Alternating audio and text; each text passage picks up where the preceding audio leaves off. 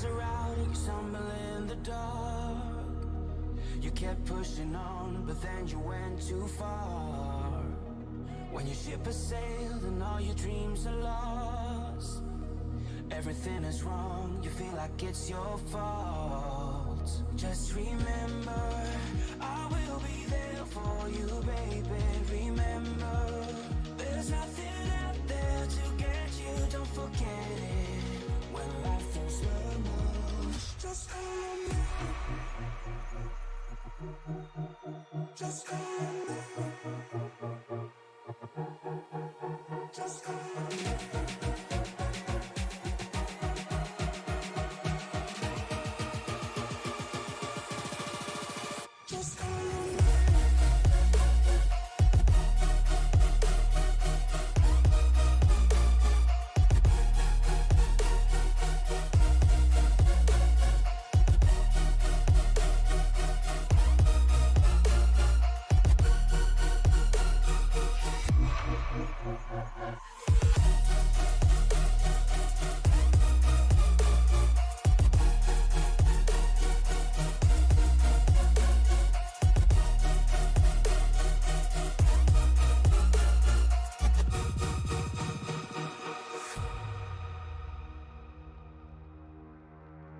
You're stronger now than you ever been. You gotta leave now, it's time to catch the wind. You will climb up high and look through the clouds, and when you're feeling low, I know you'll bounce back. Oh, and just remember, I will be there for you, baby. Remember, there's nothing out there to get you, don't forget it. When life throws lemons, just call me. Just call me. Just call me.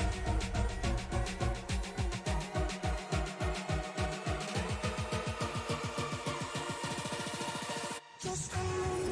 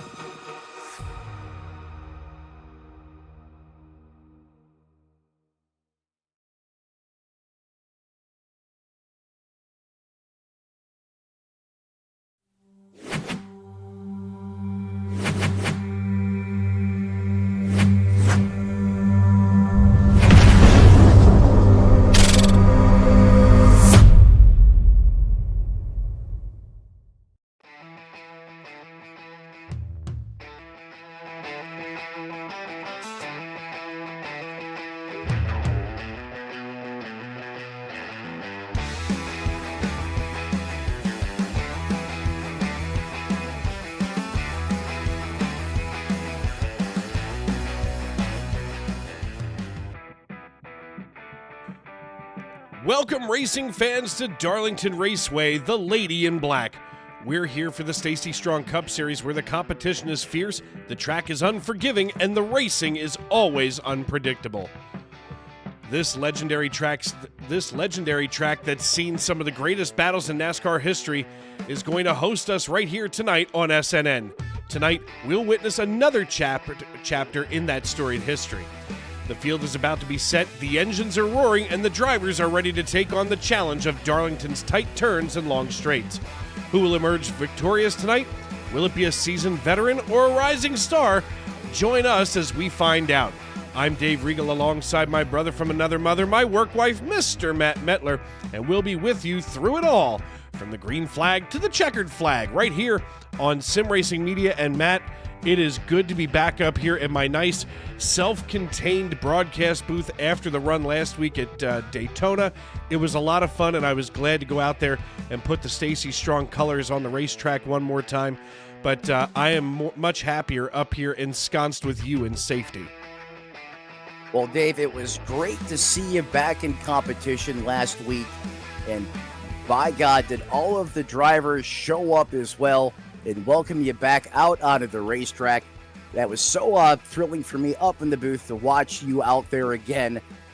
Reminded me of the times when I first came into the series as you were still into competition. Now we shift gears. We're about to find out who is strongest in the Stacy Strong Cup Series to survive the Lady in Black tonight. This track opened in 1950 after the United States coming out of one of the most gruesome wars, in world history.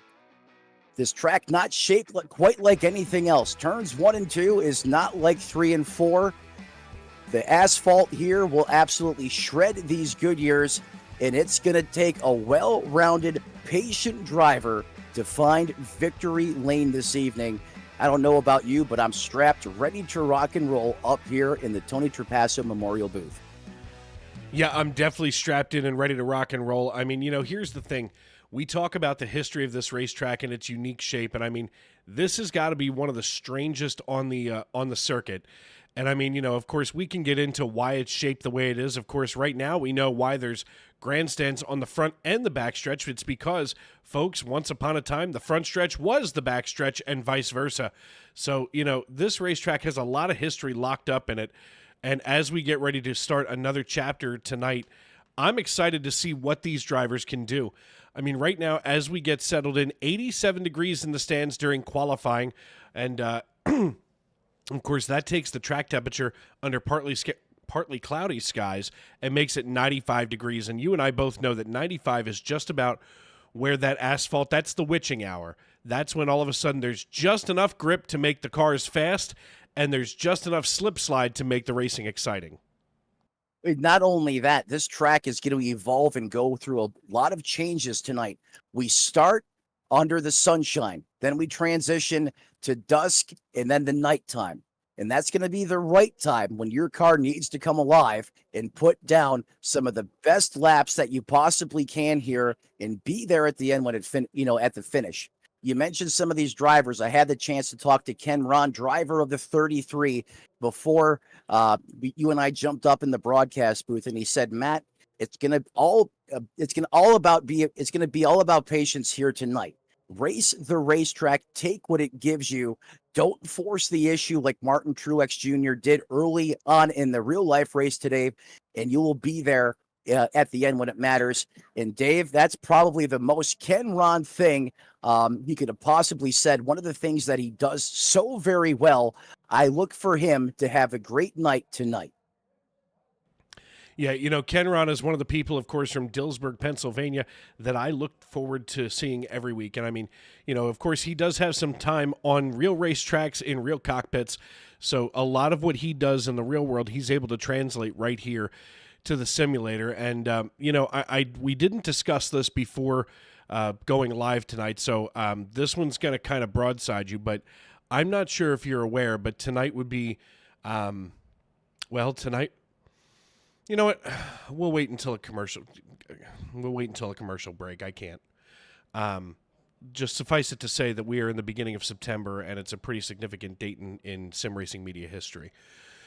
I know where you're going with that, and we can wait till a commercial break to go into further detail. That just I'm staring at his face. You know what? No, screw it. Because he wouldn't want it any other way. This would have been the last race that you called with Tony. I was thinking about that as I was sitting up here in the booth getting ready to rock and roll. And my God, this race last year with Tony was probably one of the funnest races I had ever called during my time at SRM. And you're right. He wouldn't want us to sit here in sorrow, he wants us to carry on his legacy have a riot up here in the room of boom and light up this broadcast and match the intensity that we're going to see from these drivers here tonight. And by God, that's what I plan on doing. Yeah, I'm sorry I didn't prep you for that one. But I just, he sits here on the desk and he's looking at me every week, and I can see the date at the right side of the hash mark. So it's a pretty important night for us here at Sim Racing Media, as it's been nearly 1 year since we lost the great Tony Trapasso, and we will always carry the torch for him. So tonight, as we get ready to rock and roll, because if I don't start to get my act together, bad things are going to happen. Let's take a peek here at our point standings. Holy Christmas, I wasn't ready for that. Sean Rogers leads the way right now in points. I mean, he's got 934 of them. After, some interesting happenings last week at Daytona, and Daytona did what Daytona does, in the words of Alan Bergen. But Daytona really started to separate Sean Rogers and Nolan Hodgson, as Hodgson now trails him by 98 points.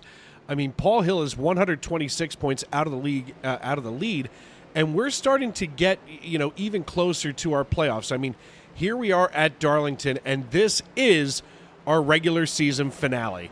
367 laps separate the distance between the top 16 who are going to move on to the playoffs, and of course the best of the rest, who we will probably see, for lack of a better term, fall off. Right now on the bubble tonight, for points only, would be Ron Fitting and Seba Cornez. Seba, of course, has gotten out of the way over the last several weeks, so I don't think we're going to see a reappearance of him. Tane Hodison and Rich Jett, though, they're the drivers that I really want to keep an eye on tonight, because Tane and Rich both are very competitive drivers, and I'm watching for that double natural Godzilla machine to make a push here for the playoffs. Absolutely. That Godzilla machine loves this type of setting. Prime time, 500 miles. He's always up for the challenge and always seems to be clutch on the big stage. So I'm with you 110%. I'm looking for big things out of that driver here tonight, as we're currently underway now in the warm-up portion. These drivers making the final preparations and adjustments on their race cars as we start to see some of these lap times come in. And Chris Custer puts down a howitzer at a 29.66. And look at some of the other names that are up here inside the top 10 in speed. You got Eric Popino, Tyler Hunter, Jeff Carson, Ron Fitting, some of the drivers that we just spoke about. No surprise to see them with some great speed here in the warm-up. Yeah, the speed in the warm-up that I'm always interested to see. I mean, this is when these drivers are just getting themselves into race trim. One final adjustment to each of these cars. As we take a look, we see Eric Popino, who had a big week last week at Daytona. He swings it out high here coming out of turn number 4, and turn number 2, and as he hauls it down the backstretch, we're going to see some interesting driving styles. This racetrack forces you to change your driving style, especially when you come down that front stretch. In fact, let's ride along here with Popino. And this is Eric Popino out of Williamsburg, Virginia. Now we're going to see him get right down here at that hash mark and wash up toward the top side of the racetrack. He's going to burp the throttle and touch those hash marks again. You literally have to double your drop down when you come into these turns. It is, and I'll be honest with you, Dave. This track used to give me fits. I hated it until I kind of figured out how to get around this place. And once I figured it out, there's nothing quite like it here on the circuit. As we continue to ride along here, as you said, you swoop down here, you touch those hash marks, then you do the slide for life up the hill. You get back on the throttle a little bit, then you burp it. You start to transition back down the racetrack, pick up the loud pedal, then you give it all you have, firing down the backstretch here, the Boeing backstretch. In turns 3 and 4, not like 1 and 2, a lot more braking into this corner. You let it roll. Some of the drivers like to send it in on the bottom, others on the high side of the racetrack, and then once again, get back onto the loud pedal as you set up for 1 and 2 again. And Dave, this racetrack is unforgiving. You mess up that rhythm at any point in time out here, and that lady is going to reward you with one of those Darlington stripes, just to remind you that she is unforgiving and keeps these drivers on their toes for the entirety of this race. Yes, Stripes may have been a great comedy movie, but it's not funny tonight when you catch one here at Darlington. Sometimes that can really upset your race rhythm, as you said. And, technically our official distance is going to be 501.32 miles here around this racetrack. And, as I take a look here at Matt Mackin in the X-Ray number 01, I'm looking at some of these guys who I know have the experience at this racetrack to be highly disciplined. Then I see young fellas here in the Premier Setup Shop, number 65, Chevrolet Camaro. That's the Rabbi Ben Garrity out of Pittsburgh, Pennsylvania. Once again, I had a conversation with Chris last week while we were racing. I don't know what it is, but this league seems to attract Pennsylvanians. Well, I'll tell you why. I mean, you got a lot of the Pennsylvania pioneers right here in this league, and you guys you're rough and tough. You're up for the challenge, and it's no surprise that you have some of the best iRacers out of Pennsylvania featured right here in the Stacy Strong Cup Series. In fact, at any given time, these guys drop the green flag. You can count on, your Pennsylvania friends to be out there putting on a show each and every time we're live in prime time. Without a doubt. And speaking of getting ready to put on a show, here we go, getting a chance to look at our starting grid. Bobby Anderson going to be on the pole position. Speaking of Pennsylvania, Yep. Sean Rockin' Rogers out of Kalamazoo, Michigan. He's going to start on the outside of row number 1. Row 2 going to feature Kavaja Holt and Neil Pearson, as of course somebody just hopped out of the car while I was watching them. Matt Long and Noah Hamilton going to be in row number 3 with Tane Hodison and Paul Hill in row 4. Rounding out your starting top 10 going to be Keith Long and Tanner Marty, while Ron Fitting and Ryan Samuelson going to be in row number 6. Row 7 features Eric Papineau and Jeff Carson. Jeff Carson from Cross Junction, Virginia, alongside of his fellow Virginian there in row number 7. While Chris Davis in the 74, who I got to see last night racing alongside of you, is going to be in row number 8 alongside Michael Caffrey. Row 9 is going to house Chad Sanner and Chris Custer, with Dalton Mobley and Tyler Hutter in row number 10. Row 11 is going to feature Mark Johnston and Michael Witt, while Chris Claude and Larry Miles going to sit in row number 12.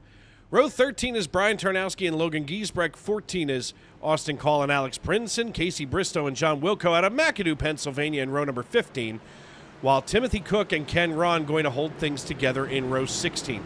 Row 17 tonight going to be Matt Mackin and Alexander Gangler, as Rich Jett and Rabbi Ben Garrity going to be starting 35th and 36th. It looks like Alex Princeton Mark Johnston going to be the last car to take the green flag. So he will be starting shotgun on the field as we get ready to go. As we're going to hold off and let some of this field shuffle around, that puts Matt Mackin to dead last. He'll be starting shotgun now as things get reshuffled due to penalties. Of course, Matt, we see a lot of penalties, and this league really holds the line on following the rules. They do, and that's the Chris Claude way. And I think all of these drivers in this league respect the philosophy and respect that, that the new process is that iRacing.com pace car still has the lights out, or still has the lights displayed. That means we're going to go around one more time before we get the initial green flag. But getting back to what I was saying about Chris Claude, all these drivers, they hold themselves accountable and to the higher standard that is set in this league, in this series. And I think that's one of the reasons why we see such great racing each and every time these drivers take to the racetrack, is now those lights out on the iRacing.com pace car, Dave.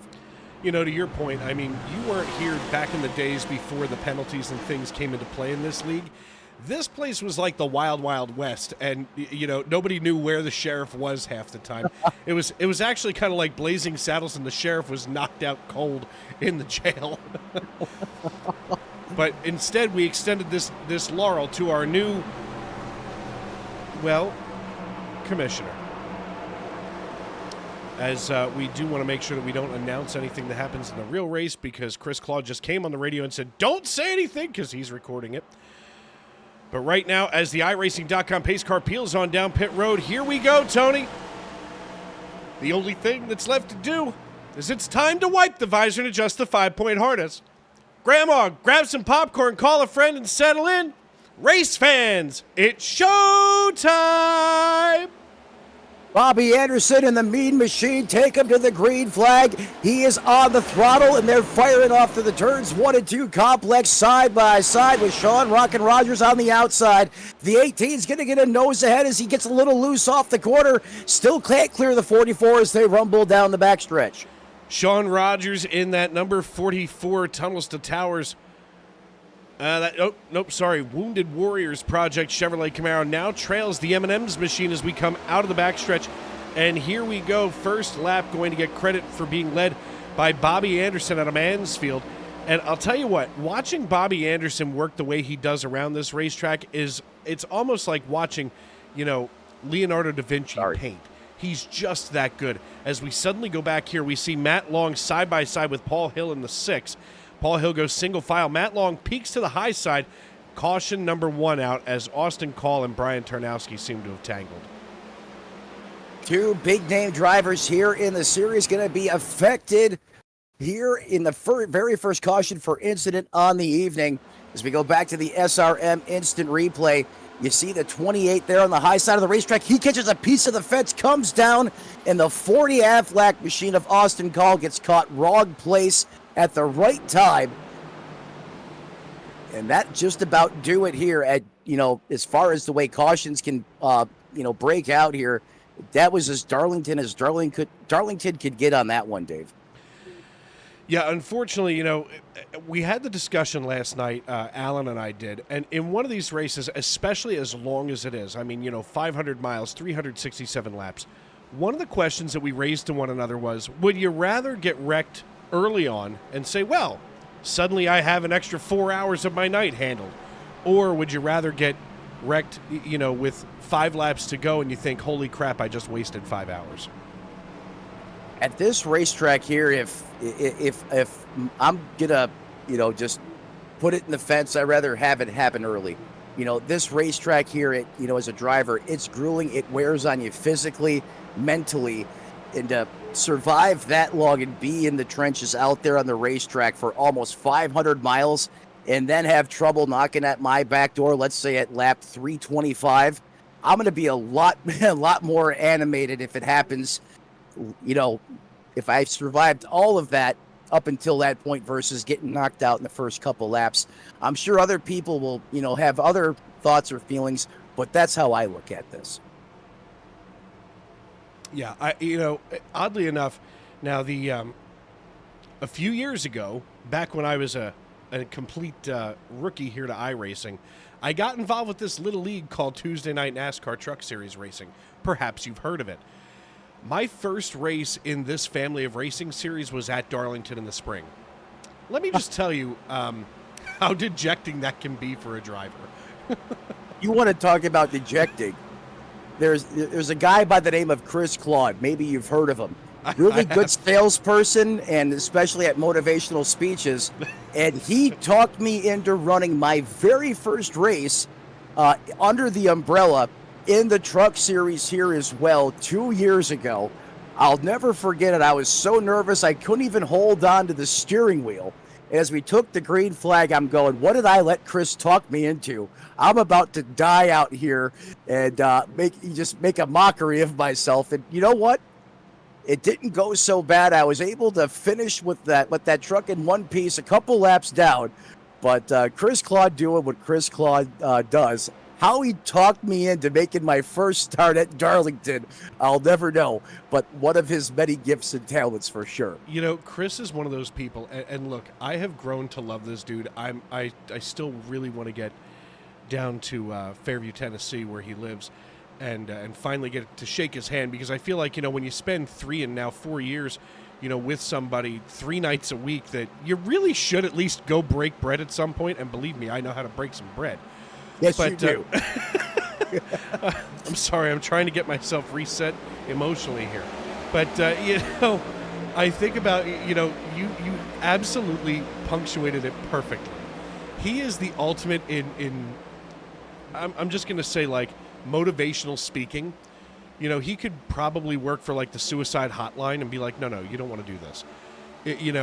Because he talks everybody down off the ledge when they're ready to scream, at somebody on the racetrack. I've been in the chat with him, many, many times, and been ready to use my race car like a weapon. And there's Chris. Now Dave. Even though that he likes the Braves, which I'm not going to hold against him. He can't help that he was born accidentally too far south. But you know what? He shares the same passions for the sport that you do, and I think that's the more important, whether or not you guys, feel the same way about a certain team, you both have the same love for the game of baseball. You know what? It makes it so much fun, and, of course, we play fantasy football together now, and, I wasn't able to be at the draft last weekend, so I'm going to it's going to be a rumble, stumble, fumble to get through that. Speaking of rumble, stumble, fumble, here's Ryan Samuelson running in 8th position right now, up 4, while Bobby Anderson just laid down a 29.51. We swap back here to Chris Davis, who's up 3 positions, and now the 71 of Keith Long as we go between these two drivers. I've got to say, watching these two, this opening stage of the race, this is all about feeling out your cars and your competitors. And, I'm still expecting to see Chris Davis do great things. And how could you not? I mean, Chris Davis has just been so clutch throughout the course of this season. It doesn't matter if we're at the super speedways, the road courses, or even at a treacherous track such as the Lady in Black, like here in Darlington. You almost come to expect the 74 to have a good run unless, trouble comes knocking at his doorstep. But that's something this driver does also very well, is keep the nose of that race car clean. No, I am not shocked at all to see him gaining ground early, navigating up the scoring pylon, and seeing him just outside the top 10, currently holding down that 12th place position. Yeah, I mean, right now, this stage in the race, I mean, let's take a quick peek at that. Now, we talked about it. Pit window should be somewhere between 45 and 50 laps. 13 tire sets total. That includes what they've started with tonight. And stage 1 going to end at the conclusion of lap number 115. Stage 2 will be at lap 230. So we have an incredibly long way to go. I mean, there's no other way to put it. There's no other way to try to put lipstick on that pig. As we look at Chris Custer side by side with the deuce of Dalton Mobley, as Mobley looks to the inside, that's a dangerous place to try to pass here, because you can loosen yourself up way too much, wash up into the driver over top of you. Bad things are going to happen, and he's got about 8 cars behind him that don't want to see them wreck. It's funny that you mentioned that, because about 2 laps ago, you can already see some damage to the passenger side of that Dark Horse Ford Mustang. He already went up there and gave himself a case of self-inflicted concrete poisoning as he already made contact with that safer barrier. And I'm shocked that he stayed in it and stayed committed to trying to take that position on the outside of the racetrack, as we now send it back up towards the front. We're going to focus in here on the Dent Slayer man, Paul Hill, who had such a great run at Daytona last week. Probably one of the best cars pushing out there on the racetrack. You can't say, these tracks translate in any way, shape, or form. One of these things is not like the other. However, Paul Hill, Mr. Consistency, and he's showing up again here tonight as he's running just outside the top 5 and 6. Washing back here to Cross Junction, Virginia's very own Jeff Carson in the number 9. He's out here in a little bit of a different look tonight, as he's just ahead of the 3. Just ahead of the 3 of Ron Fitting. As Jeff Carson is, of course, he's more like a mad scientist, if you will. He sits there and he is playing with these setups week in and week out. And I'm looking to see big things out of him tonight, too. And as we look from some of these camera angles, especially this one, as we watch the cars haul it down into turn number 1, all I can think of is the history of this racetrack. And, folks like Jeff Carson, who are here trying to master the setup for this racetrack, have been beating their head against the wall for more than 60 years. That's a lot of time beating your head against the wall, and you're absolutely right about Jeff Carson. Does great work in the setup shop and, in that realm of iRacing. And, no surprise once again, he's out here in performance tonight. I haven't seen him over the past couple weeks in the series, so great to see Carson back out there. How about Keith Long, that 71 ride, Chris? He's having a great run here thus far, just outside the top 10. Chris Davis giving him a handful, though, as he's looking to set up a pass on the outside here. Let's see if the 71 comes up and takes that position, or takes that lane away, and he does. Chris Davis going to have to go back to work here. Is now the 71 back on the attack as he's looking on the inside of Tane Hodison, trying to break his way to the top 10. Taking a look at the YouTube.com live chat, Fake Supporter says, "Hola, boys," and he spelled it with an I. I don't know if we can be friends anymore. Dog's great, says Go 66 Chris Custer and team. 4 Wide Motorsports, as 4 Wide has been here for almost the entirety of my tenure, along with the SNN Cup Series. Spider Mike saying, "Hi, Dave and Matt." Spider Mike, good to see you.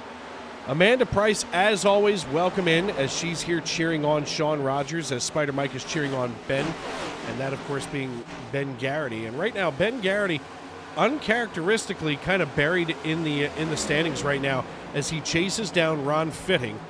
Ben Garrity here in the 65. He looks to try to get a little bit closer, but he's separated by about a tenth, as he's really working just as we're ready to go problems see on the it. racetrack. There it is. That's the 45. Oh, Ben Garrity, we're going to hold it right here and make sure he gets through that. Holy Christmas. Hey, let's take a look and see what happened with the 45. That was just an ill-timed moment to go on board. Maybe it was a good time to go on board. Let's see what happened with Noah Hamilton. He got bumped by the 71. Collected, and the 2 drivers just go. Oh, and this is where we were. Whew. You know, one thing we don't want to do, Dave Regal, is conjure up the broadcaster's curse, especially how strong the force was with us last week. So I'm glad we avoided, you know where I'm going with that. I don't even want to get into any more further detail, but big time moment there on the racetrack for the driver of the 45. Noah Hamilton did a great job of holding on to that race car. And how about these other drivers having the situational awareness, like Jeff Carson, to pilot their way through the storm and come out the other side unscathed? Yeah, I mean, a lot of these drivers, wow, we've already got some takers on pit road. A lot of these drivers, can only be hoping for the best as we dip on down pit road. Bobby Anderson now, he comes on down. Let's see if this is going to be fuel only. I want to bet not. But as we ride on board here with Bobby Anderson, pit stops underway. Looks like it's going to be wholesale for just a little bit over half the field. There's your precious Buffalo Bills as we come to a restful stop here. Let's watch the right side. If it pops up, it does. So a 4-tire stop here for Bobby Anderson. I mean, with 13 sets of tires, can you afford to burn a set early? Absolutely. I think with 13 sets of tires, I think we did the math before the start of the broadcast. That's around 25 laps, for every set of tires. We're working lap 21 right now under caution. And tires are a premium here. This track, in the words of Tony Trapasso, acts like a cheese grater and just absolutely destroys these Goodyear Eagles out there. I'm not shocked at all that we've seen Bobby Anderson and other drivers who were down on pit road already taking 4 Dr. Feelgoods out there to get that confidence back in the race car. Yeah, I mean, overall, it looks like it's going to be a pretty successful day for at least this top 5 that was in the top 5. Now they've all come down pit road. Ron Fitting still in. Tyler Hunter and Mark Johnston, they're all still in on pit road. But 1st through 8th, they all stayed out. And you know what? I'm not even mad about it, because if there's anybody that I think can go out here on old tires and be successful, it's Matt Long. Without question, the Atlanta man, Matty Long, always strong here in the Stacy Strong Cup Series. And Dave, we've seen it time and time again. You put him on older shoes out there, and he's just able to get up on the wheel and make things happen. Very good in the tire saving department as well. And I guarantee you this first 21, 22 laps of the race, that's exactly what he was doing. And now he's going to be able to reap the benefits of that by staying out, gaining that precious track position, and he's going to benefit from this clean air. Let's see how this 97 Liquid Death Machine performs at the front of this piece when we go back to Green Flag Racing. Yeah, right now, as my goodness, all kinds of phlegm. God forbid I should get some fresh air today in the old lungs. But Matt Long, Kavaja Holt, Chris Davis, Jeff Carson, Ben Garrity, Michael Caffrey, Alexander Gangler, Larry Miles, Bobby Anderson, and Sean Rockin' Rogers. They're going to be your top 10 when we get ready to go back green flag racing. The iRacing.com pace car crosses the start-finish line and the lights go out, so we'll get ready to stack them up like a bunch of animals getting onto the arc. As we're going to go Noah's Ark style here, and if you need an arc, Noah guy. Speaking of Noah, let's take a look here at Noah Hamilton, as right now he's got the 45 all kinds of tour up. I mean, right now it almost looks like he's driving a modified car. Yeah, that 45 Mobile 1 machine, that TRD has been a little wounded. As you said, that front clip completely missing. However, he does have the battering ram on full display there. So we'll have to see. Obviously, the silver lining here, Dave, it's early in this race. There's going to be a lot of opportunities, or should be, for him to continue to make repairs to that race car, as he's going to restart here, rack stack, ready to rock and roll all the way back.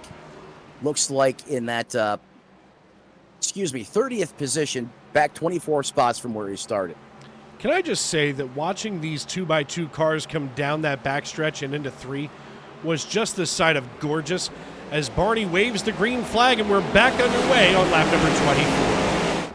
Barney waves the flag and Matty Long puts it through the floorboards and he shoots out like a rocket. Already 2/10 to the good over the 0-0 of Kavaja Holt as green flag racing back underway here at Darlington.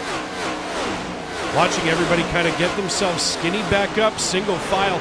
Still a lot of real estate up for grabs as Matt Long drives away from Kavaja Holt now.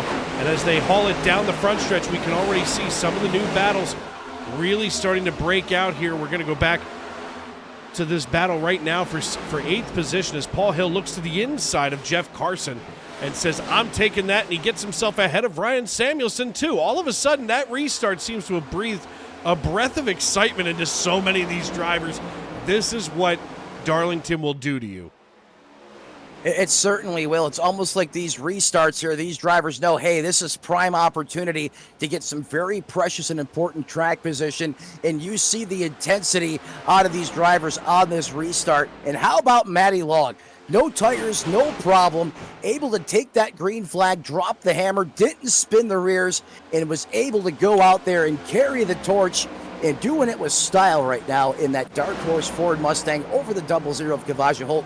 Eric Popino continues to impress, up 4 positions early here, as he's going to split the middle and take that spot. That's going to move him up to that 10th place position. Alexander Gangler, though, having a great run here early. Dave, he's not up 12 positions. He's up 23 spots just outside the top 10 and 11.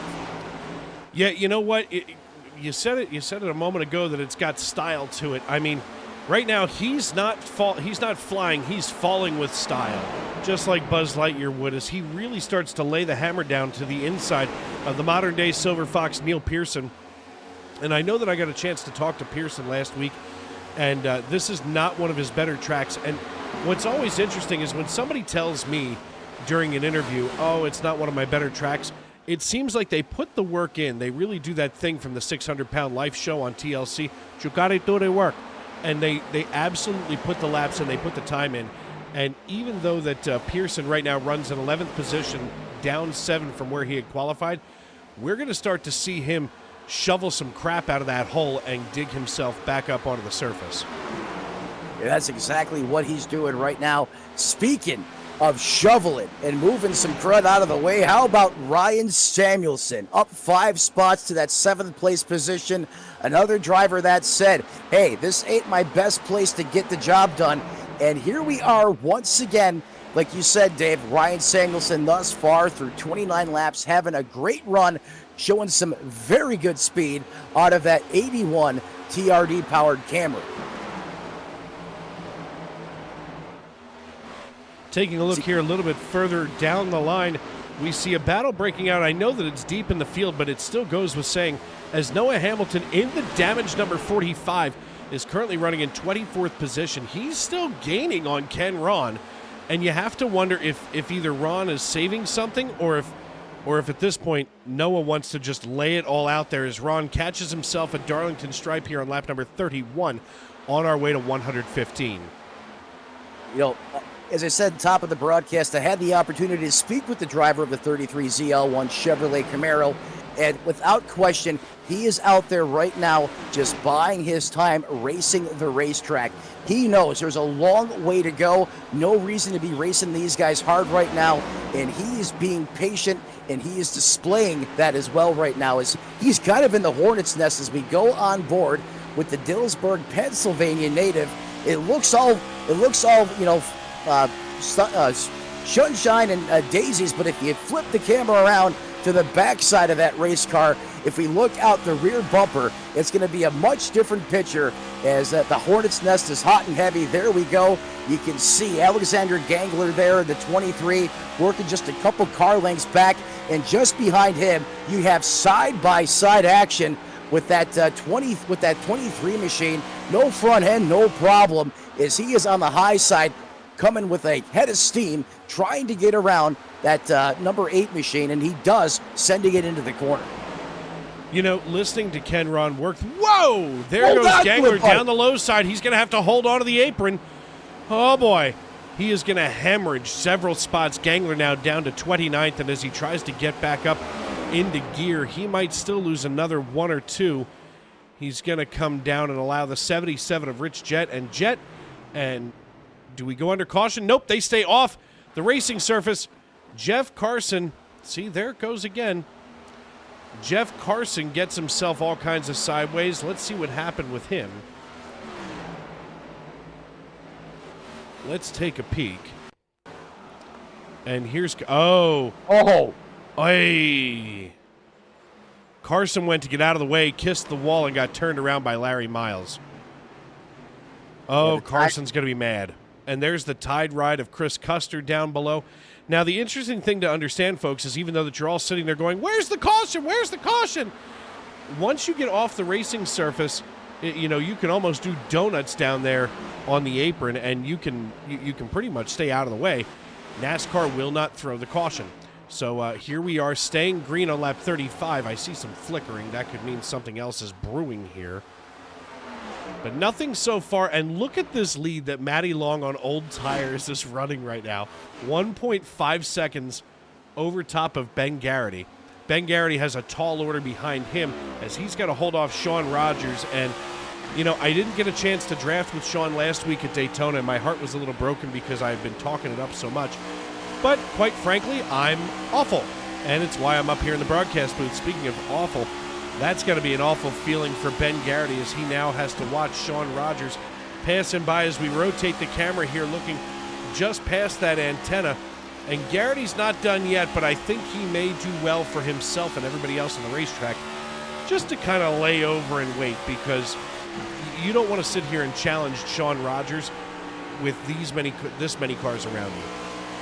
Well, you know what? I beg to differ a little bit from you, Dave. Ben Garrity up 33 positions. I mean, this guy started at the next county over. He's up there holding on inside the top 5.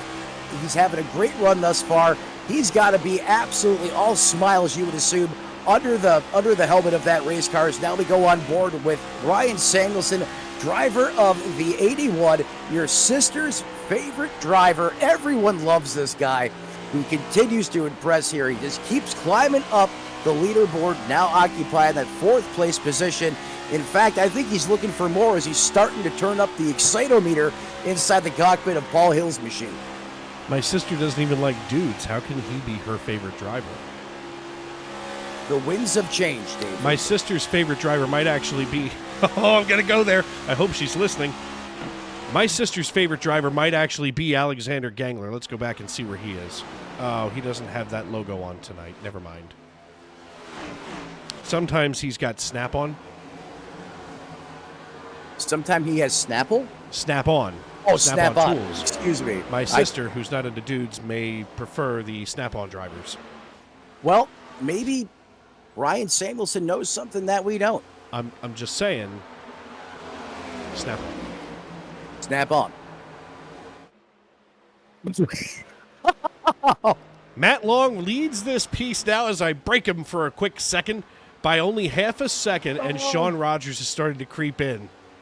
Here we go. Sean Rogers ready to serve some lunch. He's getting the hairnet out, and he's ready to sit there and get those peas and applesauce ready to slop onto Matt's tray. Yeah, that's right. Rogers got the Sloppy Joes set to sizzle, and he's bringing it to the front here as he's running down Matty Long. Then that 97 ride, quick, fast, and in a hurry. In fact, Dave, last time by, Sean Rogers still in the 29-second bracket at 29.81 to Matty Long's 30.33 as we go back just a few positions, just inside the top 10, side by side. John Ford Special going down the front stretch here, send it into the corner. The 93 comes up and kicks the side of the. Oh, there they go! No. What a save by Kavaja Holt, I believe. They're still rumbling and fumbling. They are all over the racetrack. What did I tell you a little bit ago? You ride that low side, you're going to get yourself loosened up and into that driver over top of you. And Tane Hodison did just that. Suddenly, Dave Regal looks like he knows what he's talking about for a change. Dave, oftentimes than not, you know what you're talking about, brother. Give yourself some credit in that department. And you mentioned it earlier. This race is probably one of the wider racetracks we go to. The problem is we only utilize a little sliver of that width, and that's right around the top shelf where Mama hides the cookies. At any time you start utilizing that bottom of the racetrack, especially after you get some laps on these tires, everything comes to the top of the racetrack, and I thought that was going to be a big-time incident on the racetrack. Car parts flying everywhere. What a job by these guys, not kicking a big one off here as we continue to stay under green flag conditions. We're going to go on board right now with Perth, Australia's Michael Caffrey. He got a good look at all of that going on about him and just ahead of him. And he now has suddenly backed off of Keith Long in the 71. He's decided, hey, listen, I want to see the end of this race. I would much prefer not to be up in that mess. And we're going to hop up one more section here to Eric Popino out of Williamsburg, Virginia, in the Meineke Liberty Live Church Chevrolet, and he had probably the best view. Now we can hear him kind of fluttering that throttle. He's going to get here to the inside of Kavaja. He's got a run coming out of 2. Does Kavaja back off? He does. Popino hurls it down here into 3 and secures away 11th position for the time being, as now he's got to chase down the deuce of Dalton Mobley. You know, I talked about it earlier about, all of the things that this racetrack has seen over its history. And I guess my first thing is these cars have got to be the most technologically advanced pieces of equipment that this asphalt has ever seen, considering that in 1950 they were running like 48 Chevys and a Hudson out here. Yeah, the fabulous Hudson Hornet.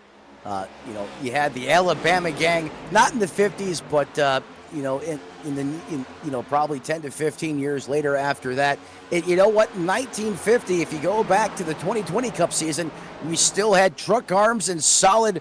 We got problems on the racetrack. That Camaro goes up and eats a piece of the outside retaining wall.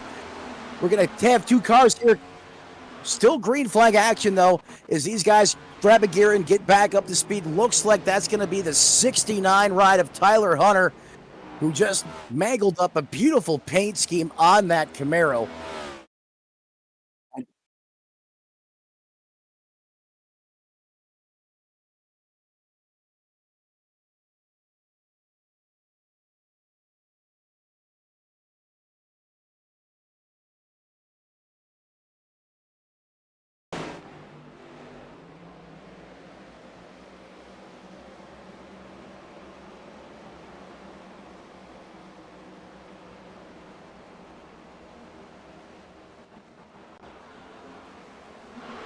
Nobody can be too unhappy with what just happened there. Yeah, that should have, would have, could have been a caution, and yet these guys, to your point, Dave, are just that good. Able to right the wrong, grab a gear, and if you blink, a lot of times you miss it with these guys, as now we send our focus back up here to the front. Sean Rogers continuing to have a great run here as he is now taking over the lead from Matty Long, who now has slid back to that 5th place position. The modern day Silver Fox, Neil Pearson, now resides in 4th. Paul Hill, no surprise, into that third place position. And Dave, where did the mean machine Bobby Anderson come from? He is suddenly in that number 2 position. Yeah, and the biggest thing that these guys are going to have to do right now is get around what will be the lapped cars. We see the 09 of Timothy Cook, the 69 of Tyler Hutter. They were just involved in that incident on the low side of the racetrack. And here comes Bobby Anderson having to figure out a way to get around them. We obviously know that those cars are damaged. And now on the radio, it's go high or go low. And at Darlington, no place is safe. You know, it's almost a hindrance more than anywhere here that, you know, making an adjustment, especially coming into 1 and 2, you just got to get out of the way. If you got to park it, but do not try to race the lead lap cars too crazy because somebody's going to end up very upset. Well, speaking of upset, the Red Bull is just knocking his lug nuts off of the fence a few times there, so clearly the handling on that Camaro is not quite what that driver's looking for. However, the Camaro that is vibing right now on the racetrack is Sean Rogers in the 44. The Kalamazoo man out there carrying the torch here at this historical racetrack. In fact, he's pulling away a little bit from Bobby Anderson. Last time by, Sean Rogers ran a 30.48, the fastest car out there on the racetrack. No surprise, the fastest car is also the one leading the charge in P1. Yeah, and of course we see Amanda Price cheering him on once again. Second time here in the YouTube.com live chat. Amanda, glad to be back up here in the broadcast booth with you tonight as we look down here on your boyfriend, who's, I assume, boyfriend, maybe fiance, who knows. Listen, if this guy brings home a championship, there better be a ring on that finger, that's for sure. As, of course, we know how extensive the bonuses are for winning the championship here are. I hope you enjoy, you know, the bubble machines at the local diner for your jewelry and fine fancy wear. But Bobby Anderson right now just behind Sean Rogers, and Sean Rogers has to find a way now to get around Alexander Gangler. Gangler's going to hold on tight here in the 8, and the question is, does he race him or does he allow him by, and he lets him by? You know, that's a smart move from Gangler right now. It's early in this race. You don't want to get caught up in a racing deal and get yourself wadded up, especially, trying to hold on to stay on the lead lap. You have plenty of time left in this race. As you see the 8 car just get out of the way, lift a little bit off the throttle as these leaders continue to come on by. Vaja Holt continues to have a great run here, racing really hard against Keith Long. No surprise that 00 is out there with the flames ablazing, as he's always got that dial set to kill, never gives an inch. Reminds me a lot of Ryan Newman, how he was back when he was still in NASCAR competition. You know, they had themselves a little do-si-do there where Kavaja threw it right in front of Keith Long. Keith Long came back and said, no, next dance move is, and here comes Kavaja for another helping of what in the world is that, as he starts to get another run here at the rear bumper of Keith Long. This time he backs off as he rubs the wall by just a hair. But some of these battles are still raging like the hormones of a 16-year-old kid on prom night. As Alex Princeton now chases down Casey Bristow, there's less than 0.2 of a second between them, as the 83 of Bristow looks back, and this is all he can see in his rearview mirror. And believe me, that Caribou coffee machine, that's the 19 that Alex Princeton first broke into this league in, and that's not what you want to see in your rearview mirror. No, it certainly is not a face full of that 19 machine. In fact, he's starting to close in now on the back of Casey. Want to thank him for his service. Proud, he served in the United States Air Force. God cannot thank him enough for the sacrifice that he made, for his country. Oh, they're going to put Chris Claude in the middle.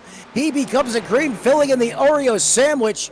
And as soon as it happens, it's gone. Once again, is the HMFIC of the league, running currently in that 22nd place position. We go back to the instant replay, and just there for a split second, 3 wide at Darlington, which is something that does not work. Fortunately, it happened as we were coming off the corner here.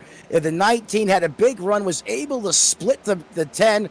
And in fact, Chris Claude may have lifted there just a little bit, but doing a great job there in the 10, keeping himself out of harm's way. One of the specialties of the driver, of that 10 ride. You know what? That had all the makings of a great clip like we just had there. Because, first of all, if there's anybody that I'm going to trust to pass me on the low side and make me the meat in a 3-wide sandwich, it's the 19 of Alex Princeton. If there's anybody that I feel would be the best meat in a sandwich, it's Chris Claude. Because he is one of the most consistent drivers on the racetrack. He will hold that wheel steady and wait for you to figure out your problems and get around him. Yeah, well I said. just realized that I said that Chris Claude was the best meat on the racetrack. Hey, can't beat our meat. Especially not on the air. I was talking about cold cuts, buddy. Cold cuts. Cold cuts. Get some cold cuts here. Hey, who knows? Trapasso Holt with a connection issue. Matt Long is down pit road. That means, and you know, here we are, lap 61. That's 60 tires on Matt Long's car. This guy, first of all, let's just understand that, you know, Matt Long is now going to come out and probably be able to flip the stage because we still have about, 50 laps until the end of stage number 1. 53 laps, as a matter of fact. So, you know, these 53 laps, we now know that he can make it. The question, and so we know that everybody else can make it. He's saving a set of tires for the end. Yeah, and again, that just goes to show you the type of performance that Matty Long has in that 97 machine. 60 laps on this grueling, tire-intensive racetrack is extremely impressive, you know. But hey, Matty Long is up for the challenge as he was just down on pit road, going to put some new Dr. Feelgoods on that race car. And Dave, I agree with you. Look for him to flip the stage. As remember, we're going all the way, I believe, to lap 115. As that caution flag now comes out once again, as the 80 machine is pointed the wrong way on the apron of the racetrack. That is going to slow things down and wad this field up one more time. But Dave, here we go. Another incident out on the racetrack. This one does indeed pop a caution. However, minimal damage as we go back to the SRM instant replay. Yeah, we look here. Here's the 80 of Mark Johnston. He gets tight and sucked up into the side of the 93 of Tane Hodison. Gets himself sideways, pushes himself down to the inside of the racetrack. So he avoids, you know, sheer disaster. But now here's the issue. He gets himself even further back in line as we're going to go on board here with Tane Hodison and see what this might have appeared as from the cockpit of the 93 as we look from on top of the roof. Here he is. Now we know that the 80's on the inside. Here comes the 80. Ooh. And that asparagus radio Ford Mustang just goes spinning out of the way.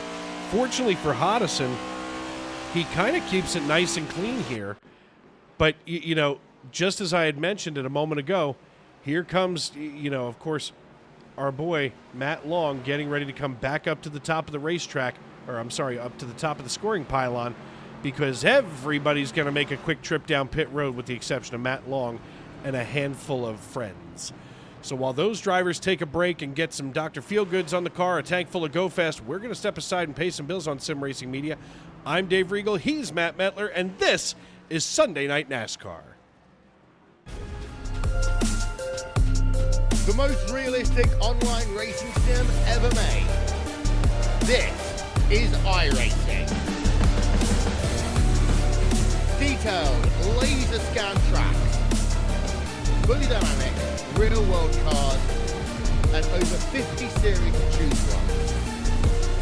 6 online world championships offering over $400,000 in annual prizes. This is the original esport racing game. This is iRacing.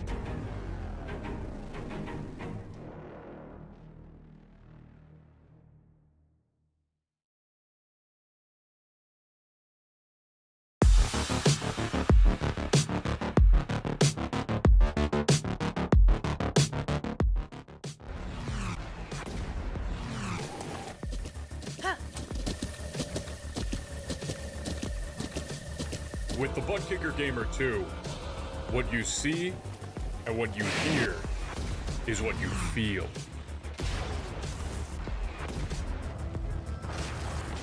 Butt Kicker. The future is feeling.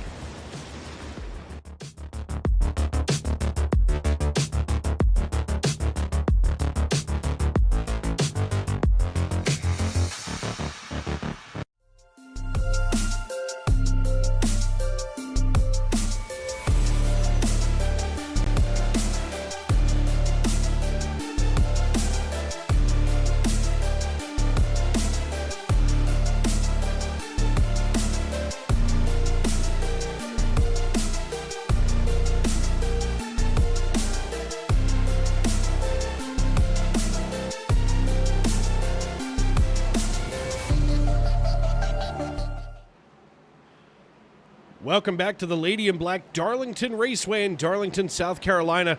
Dave Regal and Matt Metler with you here in the Tony Trapasso Memorial Broadcast booth, live on Sim Racing Media, YouTube.com.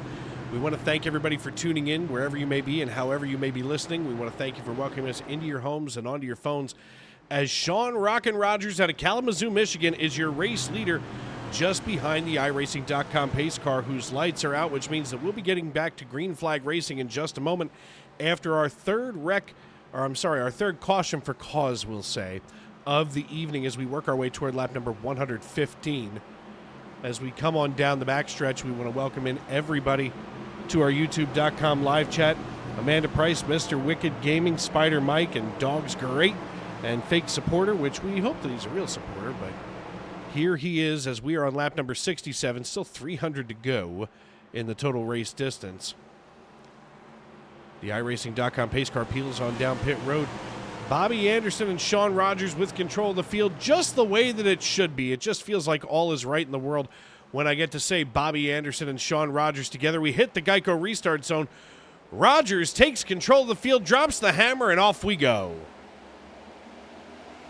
We pull the trigger once again here at Darlington, and we get back out of the loud pedal and back to the high side of things on this racetrack, ripping the top shelf where Mama hides the cookies as Sean Rogers leads the charge here once again from Darlington. In fact, he's going to gap it out about 2 to 3 car lengths over the 18 of Bobby Anderson.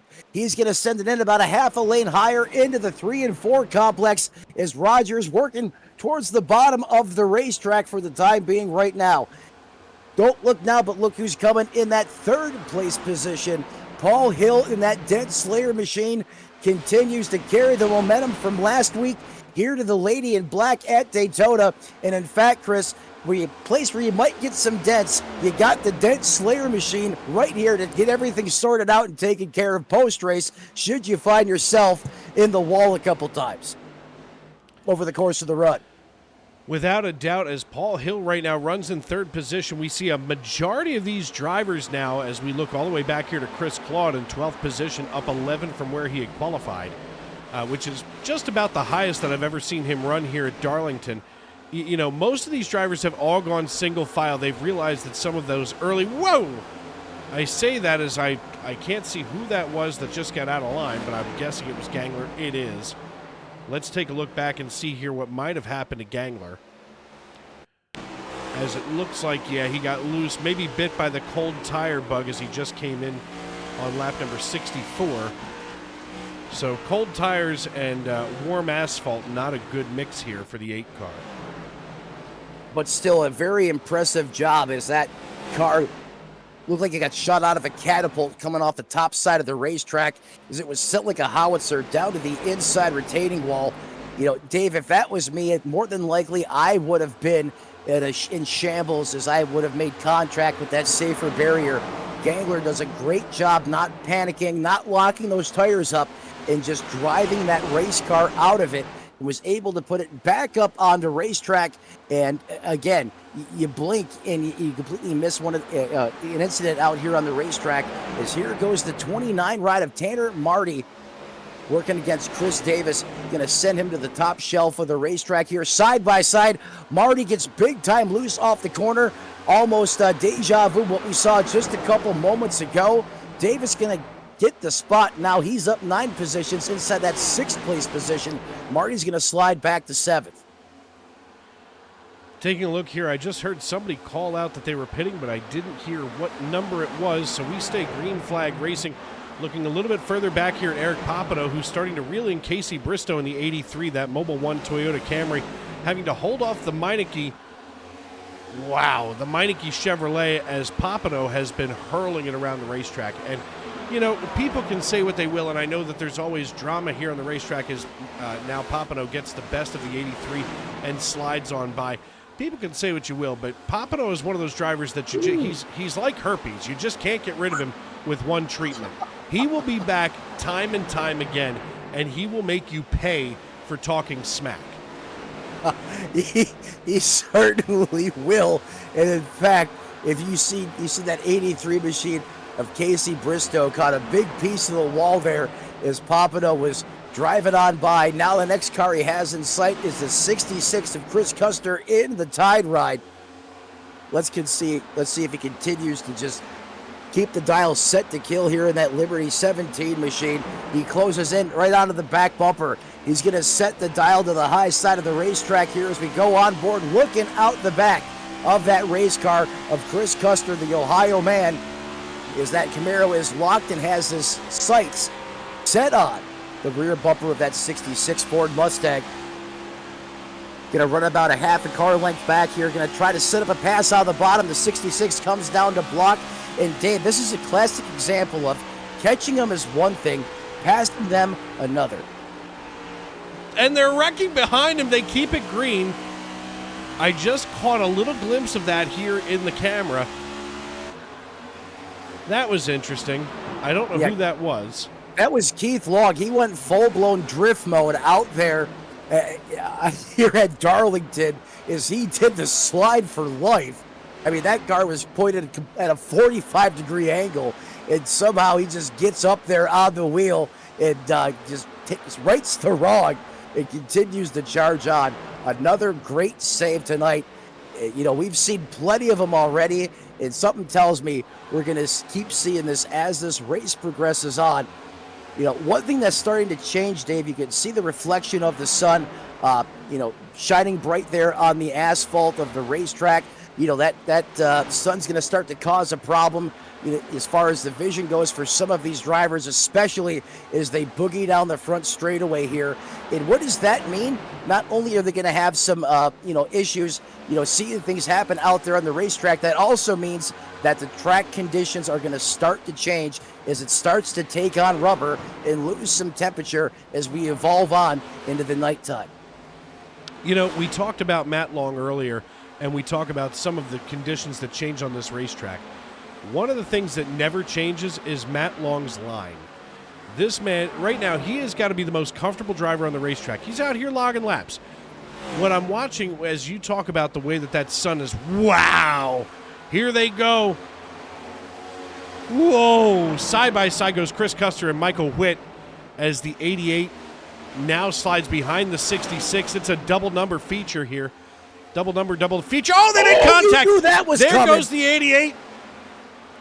Ay, vey. In the words of Phil Collins, I can feel that coming in the air tonight. Wow. Let's take a look, shall we? There's the 66. He goes high. Witt goes low. And two cars cannot occupy the same place at the same time. Oh, my. And I guarantee you, Witt knew it was coming because, I mean, at that spot on the racetrack, everything is getting set to the top shelf there. And the major that was a slide job kind of gone wrong. And I think as the 88 went to pull the trigger here, he just was not able to clear, and he comes up and just sandwiches the Tide Ride in between that 88 machine and the wall here. Caution going to come out here on the speedway once again for that PepsiCo 88 Chevrolet. Again, this all, part of a hard-fought battle out there on the racetrack as we work lap 82 of the scheduled 367 laps from Darlington. Let's get a chance here to talk with Matt Long if we can, as I've got to quick find him here in the old Discord channel. There he is in the Dirty South Racing stable. Hey, Matt, it's Matt and Dave up in the broadcast booth. You got a copy? Yes, sir. Buddy, listen, here we are at Darlington. Now, we saw you come down on lap 61. You chose to stay out again because, of course, everybody else was down on 64 just a few laps later. A moment ago, you had more real estate around you, more clear asphalt around you than anyone else on the racetrack. What are you doing, and what's going through your mind tonight? Yeah, we got caught out with that caution. I mean, right now I'm just saving some tire sets. Like, it's still so early in this race, and I've been feeling we're going to want them at the end. So, I'm just trying to be clean. I feel bad for Keith Long. I think I got into him going into 3 there, so apologies to him, and really just trying to keep it clean and long race, man. Long way to go. Yeah, and that's probably the most important thing. I mean, we talk about where you drivers are mentally as we work our way through these races, and I mean, I think that you accentuate that perfectly. I mean, it's a long race. You've still got a ton of time left, so settle in and just log some laps. And like I said, I mean, you haven't come off that race line since the drop of the green flag, and now all of a sudden, here you are. Wow, what a connection issue that is. Metler, do we have weather moving in here in the Northeast? As you look that up. But listen, man, good luck tonight. I'm glad to see you out on the racetrack tonight. It's a lot easier up here in the booth than it is down there in the track with you guys like I experienced last week. Yeah, man, thanks. I love this track. It's fun. See you later. All right, brother, good luck. I just want to point out how calm, cool, and collected Matty Long sounds there on the radio. It has been a hornet's nest out there on the racetrack. I mean, we have seen time and time again, drivers, having altercations, getting into each other, being shoved up into the fence multiple times tonight. And yet Matty Long sounds like he's on a Sunday night cruise in that Ford Mustang as he currently runs in that 12th place position. And Dave, if you're asking about the weather in the Northeast, you have multiple frontal boundaries starting to work their way into the greater Philadelphia area. However, there is no form of precipitation or Mother Nature's fury that should be affecting the internet connection in your region. Perhaps it's something on the iRacing side of things. Well, I just happened to notice it as it usually doesn't happen when we're sitting inside of someone's car. But, dumber things have happened, that's for sure. What really needs to happen right now is we need to go back green flag racing as Sean Rogers and the modern-day Silver Fox Neil Pearson. Look at that. Neil Pearson, as we get to the camera shot, next to a Coca-Cola logo at Darlington. It does not get more American than that, even though that Neil Pearson's from Australia. I wonder if he's eating a hot dog right now under caution. Do they have hot dogs in Australia? Well, you said more American, so I was thinking the only thing maybe more American. But I'm wondering. Right, but I wonder if they have hot dogs. Like, what is the Australian tube steak? Bratwurst. No, wrong side of the world. You know what? We're going to have to ask him. Next caution, we are going to go to Neil Pearson. Plain and simple. They don't even. You know what? It's not even a holiday down there. Huh. That's weird.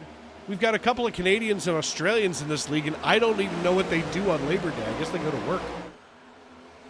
Well, I know one thing, Dave. If you want to throw the modern-day Silver Fox for a mental curveball, let's pull him up for an interview and ask him what the equivalent of a hot dog is in Australia. Is the 44 Sean Rogers Rockets once again out of the restart? Going to get himself a 2 to 3 car length advantage over Neil Pearson. However, he gets a great run off the corner, and he is closing back in on the 44 as we enter the turns 1 and 2 complex. Going to send it in on the high side of the racetrack.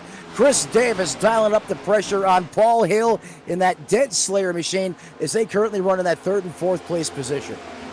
These drivers, every restart, I feel like they get faster and faster. They start to get more vicious, especially as we start to see the laps tick down here in stage number 1. Ben Garrity, who was just up toward the top of the pylon, he now runs in 13th position, and this young man out of Pittsburgh, he's definitely hungry for a win tonight as he gets right behind the 18 of Bobby Anderson, and Bobby Anderson trails Michael Caffrey. So, Anderson's going to hold that young man back. Of course, Ben Garrity from Pittsburgh, Pennsylvania, the home of Heinz, and, of course, unfortunately for some people that have no class, they put Heinz ketchup on hot dogs, and it's just sinful.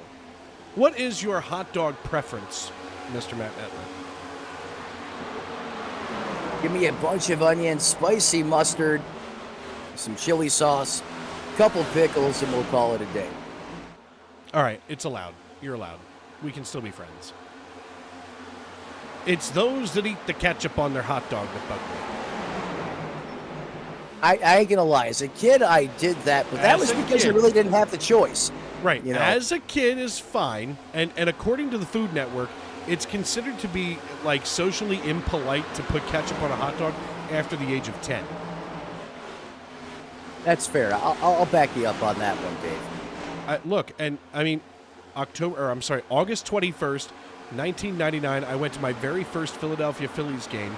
I was just about 10 years old. Actually, I was 10 years old, going on 11, and it was the first time that I ever had mustard on a hot dog. Changed my life. I can officially say that as a fat guy, that one of the attendants in a luxury box at Veterans Stadium changed my life by introducing me to mustard on a hot dog. He literally looked at me and goes, "Kid, listen, you don't want to put ketchup on that thing. Try this." He was like an evangelist for mustard. A mustard evangelist. You know, out of all the things I've heard you say, I never thought I would hear you associate mustard with religion or evangelism, but hey, nonetheless, here we are as we currently underway here at Darlington. 91 laps written in the history books thus far. Eric Papineau continues to be aggressive. You can see these drivers really starting to get loose off of turn number 4. In fact, a lot of these drivers coming big time down the hill as that race car is slideways coming off the top shelf as they get it pointed towards the start-finish line. Eric Papineau runs in that 15th place position. Multiple cars racked and stacked behind him, including Michael Caffrey and Casey Bristow. That's going to be that 16th and 17th positions there, respectively, out there on the racetrack. And speaking of your buddy Ben Garrity, he just ran the fastest lap of the race, Dave, at a 29:32. Yeah, Garrity has found another gear inside the 65 as he slides in front of Kavaja Holt out of Waynesboro. And now Kavaja has nothing to do but look here at Ben Garrity's tailpipe as he allows Bobby Anderson to slide by as well. I take a look here to the YouTube.com live chat, and, well, I'm done being friends with Alan. That's it. Friendship over. He has 2 comments in a row here in the YouTube.com live chat that make me want to drop kick a small kitten. First of all, his hot dog choice is ketchup, mustard, and relish. Remove the ketchup, remove the relish. You can put regular pickles there, but relish, no. And happy pumpkin spice season, he said.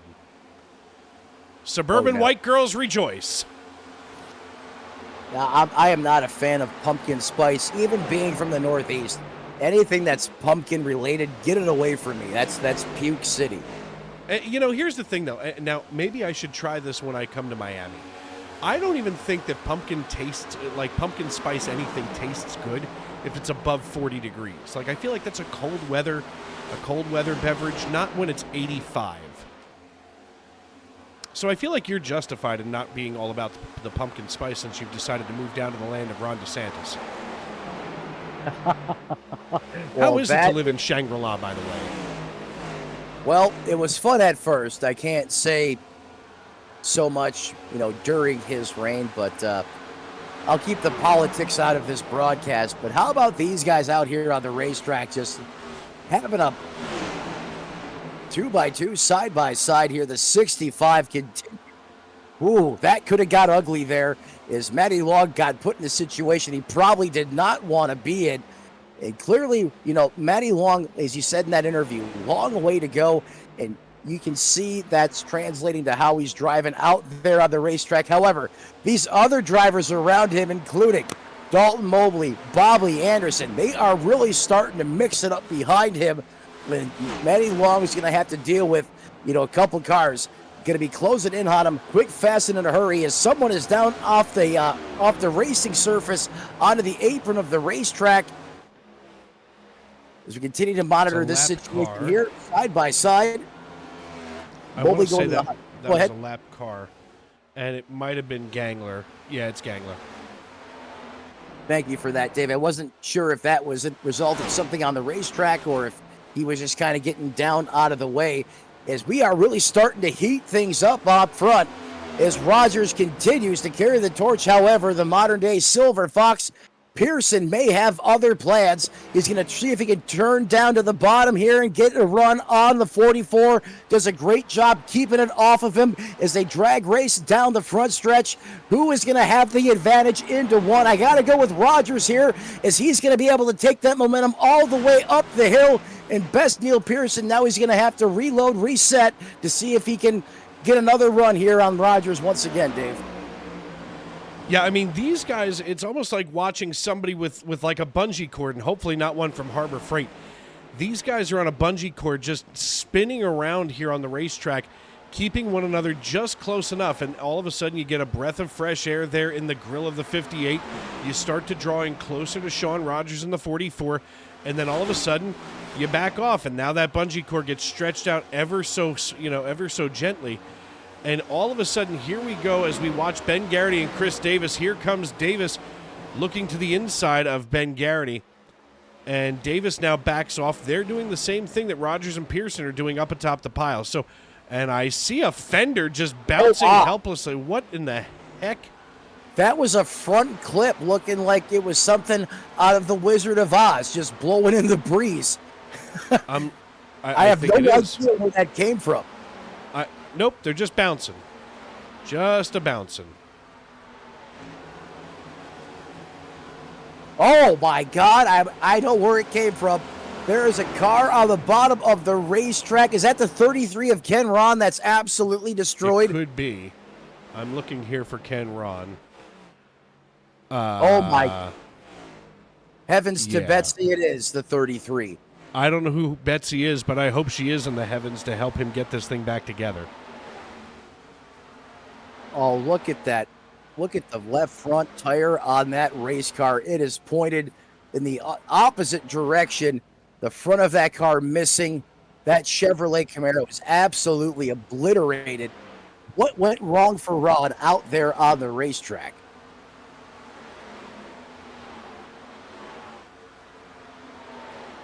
You see currently in his pit stall, pit crew going to work, but it is going to be an extensive stay for Ron in the pits, as no fast repairs allowed or given here in the Stacy Strong Cup Series.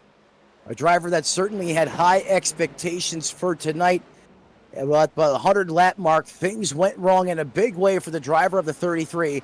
We'll continue to monitor his progress as he's currently inside on pit road, receiving repairs to that race car as we take the battle back up to the front. As it's Rogers on Pearson. These two guys are putting on a heck of a show and working their way into the conversation.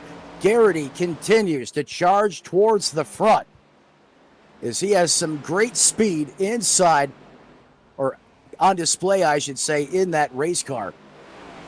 Taking a look at the YouTube.com live chat, Bandit Racing 27 says he was born and raised in the Anderson Greenville area of South Carolina, and a hot dog is a dog with chili, onions, and mustard. You know what, my man.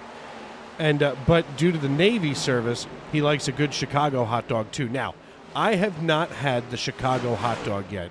Amanda Price cheering on Sean Rogers. But I have not had the Chicago hot dog, but I have a proposal. I need to find somebody to go traveling with me. I want to go to all 30 MLB stadiums and try the hot dog of their native towns. We call it Dave Does Dogs. It's kind of like Debbie Does Dallas, except not near as disgusting at the end. Mustard instead of glazing. Well, Dave, if you want to go sample the wieners throughout the entire country, heck, I'll go along with you. We'll figure out what's the best one together. Yes, the Sim Racing Media Wiener Tour. And as a proud media supplier here on YouTube.com, we'll get some credentials and make a show out of it. Probably do quite well, especially given the subject line. Oh, yeah. I mean, especially if here's the first problem. Somebody's out there Googling, wieners across America right now, and they're going to find me having a hot dog in Chicago. Only in the SRM broadcast booth. I'm telling you. You have been increasingly hard to break over the last few months, but I'm getting there. I'm going to get you. I'm coming for you. I wonder why that is, Dave. I mean, I spent a good amount of my time first with the legendary Tony Trapasso, who left me thinking I was going to be getting fired just about after every broadcast in the early days. And then after our time together, they paired me up with you. So, yes, I have been desensitized in a very big way. It's going to take something epic for you to break me again. However, I know you. You always got something brewing. and it'll probably happen when I least expect it. Quite frankly, I can't believe that I haven't been fired yet. Now, an update from Amanda Price. Now, this is, I'm okay with this. I'm all right with this. Amanda Price says, fun fact, Sean does not eat any condiments. No ketchup, no mustard, no mayonnaise, nothing. You know what, Andrew? You know what, Amanda? I'm okay with that. I'm all right with no condiments whatsoever. But can you please explain to me why you just said mayonnaise and hot dogs? And please don't tell me there are people putting mayonnaise on hot dogs. Oh, yes, absolutely. There are, aren't there? Are they serial killers? I can't, I can't comment as to that, but I can tell you during my stay in North Carolina, I've seen plenty of people consume hot dogs with Hellmann's. Just when I thought there was hope for the American people. Amanda says, yes, there are people who put mayonnaise on their hot dogs. Absolutely. I don't want to go there. I don't. Because that makes me want that. They don't use Miracle Whip. It's Hellmann's. It's real mayonnaise. See, the Miracle Whip is nothing but sugar anyway. I mean, to be fair, somehow eggs and oil are healthier than Miracle Whip. Amanda says that personally she doesn't, but she's just saying Sean is a no condiment guy. You know what? Sometimes I think that it's better to be a no condiment person only because you get to taste the food. Like, my best friend used to drown burgers and hot dogs in ketchup and all kinds of other crap. And it's like, but you didn't taste the food. All you really had was ketchup that was lumpy because there was something in the middle of it. Also, do you know why it's Heinz 57? Because it came out in 1957? It did not. But here we are on lap number 113. When we go to the stage break and after coming back and going back green flag racing, I will reveal to you why it's Heinz 57. Yeah, I'm a teaser. To find out why that is. I thought maybe it had to do with the year that product was debuted. However, you told me that was not the case. Is that 45? Remember, his front clip was completely missing off that Camry earlier in the race. He's been able to make repairs. Thinking about Noah Hamilton there in that 20th place position. And nonetheless, that car is back on the charge. Once again, seems to be driving pretty good out there on the racetrack, Dave. Yeah, he's only down a lap right now, which is really impressive overall. In fact, no, I lie. He is back on the lead lap. So he has taken the time here during all of these, easy there, killer. No, here we go. The 83 holds on. The 45 of Noah Hamilton just about caused Casey Bristow to have a bowel movement in the cockpit. Also, Amanda Price does not eat just a plain hot dog, so we know that she is a condiment girl. But Sean Rogers here leading Bobby Anderson. Here they come out of turn number 4, back to the front stretch. It's going to be side by side as we come to the line. Bobby Anderson bests Sean Rogers here at the end of stage number 2. We're waiting for Matt Long to cross. He does, and that should bring out the caution. There it is for the end of stage 1. Bobby Anderson, Sean Rogers, Ben Garrity, Neil Pearson, Paul Hill, Chris Davis, Dalton Mobley, Kavaja Holt, Eric Papineau, and Matt Long make up your top 10 drivers who will be awarded stage points here at the end of stage number 1. One more stage point paying segment of our regular season, so these drivers better get in line and jump to the front of that line if they want to be able to get 10 more stage points before we head to the playoffs. But I'll tell you what an incredible stage, man. Yeah, it certainly was. We've seen a lot of high-flying, high-octane racing action out there on the racetrack, the close quarters racing, some of the brilliant saves out there on the racetrack, and the near misses, as we just witnessed moments ago, and then a great battle there for the stage win between Bobby Anderson and Sean Rockin' Rogers as these lead lap cars get ready to come down pit road, turn into the hottest place inside the Darlington Raceway. Anderson, Sean Rogers, Ben Garrity, Neil Pearson, Paul Hill, Chris Davis, Mobley, Kavaja Holt and company, all coming down for 4 tires and a can of Go Fast, a.k.a. Sunoco Racing Fuel. And, And as we get ready to check in here with Bobby Anderson, folks, I'm going to throw it to you in the YouTube.com live chat. Now I have something to babble about for the next few hours as we ride together here. How do you like your hot dog? You can put all of those answers into the YouTube.com live chat as we get ready to interview Bobby Anderson here.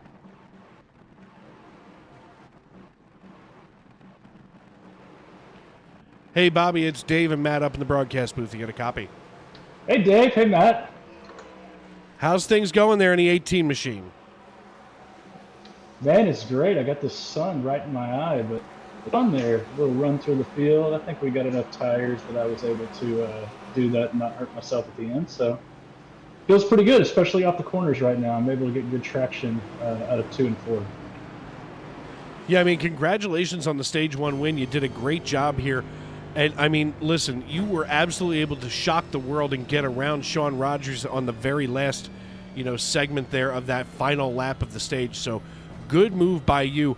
Now, we do have a little bit of a sideswipe question here for you. How do you like your hot dogs?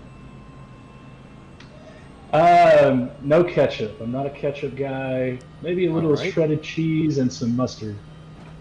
A little bit of shredded cheese and mustard. We can put that there. As I had mentioned earlier, the Food Network says that after the age of 10, it's considered to be socially impolite for a person to put ketchup on a hot dog. So we appreciate you being a grown-up and playing along with us because, I'm a giant child.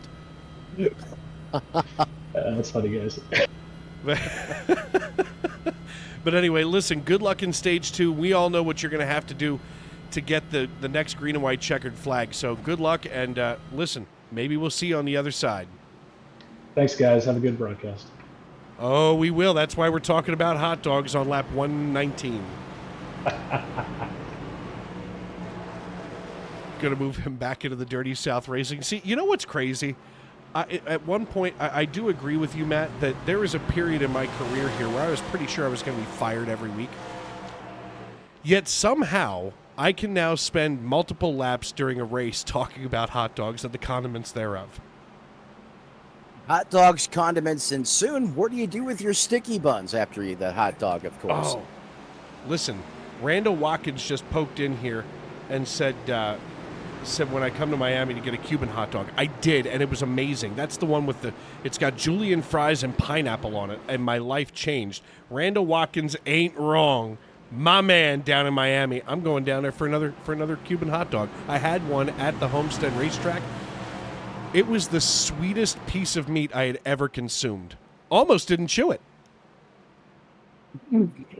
Oh, hey, sometimes chewing is not required when you got a sweet piece of meat from the Miami Homestead Speedway. Mr. 305 Worldwide coming into the YouTube live chat. We appreciate him showing up. Miss you seeing out there in competition tonight.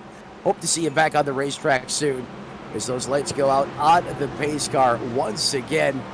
It's going to be the Mean Machine. Bobby Anderson going to have the button here. Outside of him, Ben Garrity continues to impress. iRacing.com pace car pulls off down pit road as we come out of 4. Waiting for that Geico restart zone. Green flag in the air. Bobby Anderson's going to let it rip tater chip as these V8s come roaring back to life here from Darlington, South Carolina. And it is a 2-car breakaway at the front of this piece as we get single file now for about the first 7-8 positions on the racetrack as Bobby Anderson's got that M&M Machines lit here at the front. All of a sudden, here we go side by side behind Bobby Anderson as he's got in tow with him Ben Garrity and Neil Pearson. Now, we talked about it before. Is everybody else just kind of going single file now? They're starting to work their way in to a little bit of a gentle rhythm here. But Ben Garrity, as we had mentioned, and this is kind of what sparked the rabbit hole conversation that we've been holding all night long now. Ben Garrity from Pittsburgh, Pennsylvania, of course, the home of Heinz and the 57 brand. And that's what the 57 is. It's a brand. It's not about varieties. It's Heinz 57 varieties. It's Heinz varieties. It's the 57 brand. The reason that 57 was chosen was by H. John Heinz's wife and she simply liked the number. It has absolutely no significance whatsoever to the brand. It just looked good, she thought. And sometimes that's all it takes. No meaning behind it at all whatsoever. Just 57 it was, and 57 it is until this day. Right. And people to this day, I mean, until this moment, and I am glad that I can be an evangelist for condiments and tube steaks everywhere, which really I feel like should be somewhere down in June as, well, I will have to touch base with that for another moment there. But, you know, for all of your life, you probably thought there were 57 varieties, but I want you to come up and figure out what those 57 varieties are. There is none. Ain't enough. No 57 varieties. By the way, they are Heinz is the largest supplier of beans to the United Kingdom. I never would have thought that in a million years. And you can check me on this. You can fact check this all day. In the UK, Heinz also has a canned treat called Spotted Dick. Yes, I am aware of that. I've actually seen it a time or two. Have you? Like at the doctor's office or? Nope, just on the store shelf. Okay, well, I didn't realize that they had that on the store shelves in Florida. But I did see it at a Wegmans one time in King of Prussia, and I was very excited to see Spotted Dick. Yeah, a name that somehow has survived the tides of time. Somehow that didn't get canceled. I don't know how that hasn't gotten canceled yet. I mean, we can't even... Oh, caution, back out on the racetrack here. Spotted Dick and hot dogs live here on Sim Racing Media. Yeah, it's but how did that... some type of like a sponge cake, but it's canned. Like a pudding. Like a British pudding. Yeah, you're supposed to eat that after you consume a can of Spam. 10-4 Southern Pennsylvania artificial meat. Got it. Looks like this yellow flag may be for debris. I do want to take a moment here and maybe work blue for just a moment. Randall Watkins says that he's mourning the loss of a friend and fellow YouTuber / car guy Rob Rabbit Pitts, who passed away from cancer. And, of course, if you do follow wow, I can't get that one all the way out. Rob Rabbit Pitts, which, of course, I do here on YouTube. And, wow, I didn't realize that he had passed away. But very sorry to hear that. So, of course, we're going to make sure that we reach out and remind Robert's family that, you know, thoughts and prayers and all of that typical thing that you see on the social medias. Can I just say that sometimes I feel like when somebody puts thoughts and prayers on a comment line that I feel like putting my tongue directly into an electrical socket?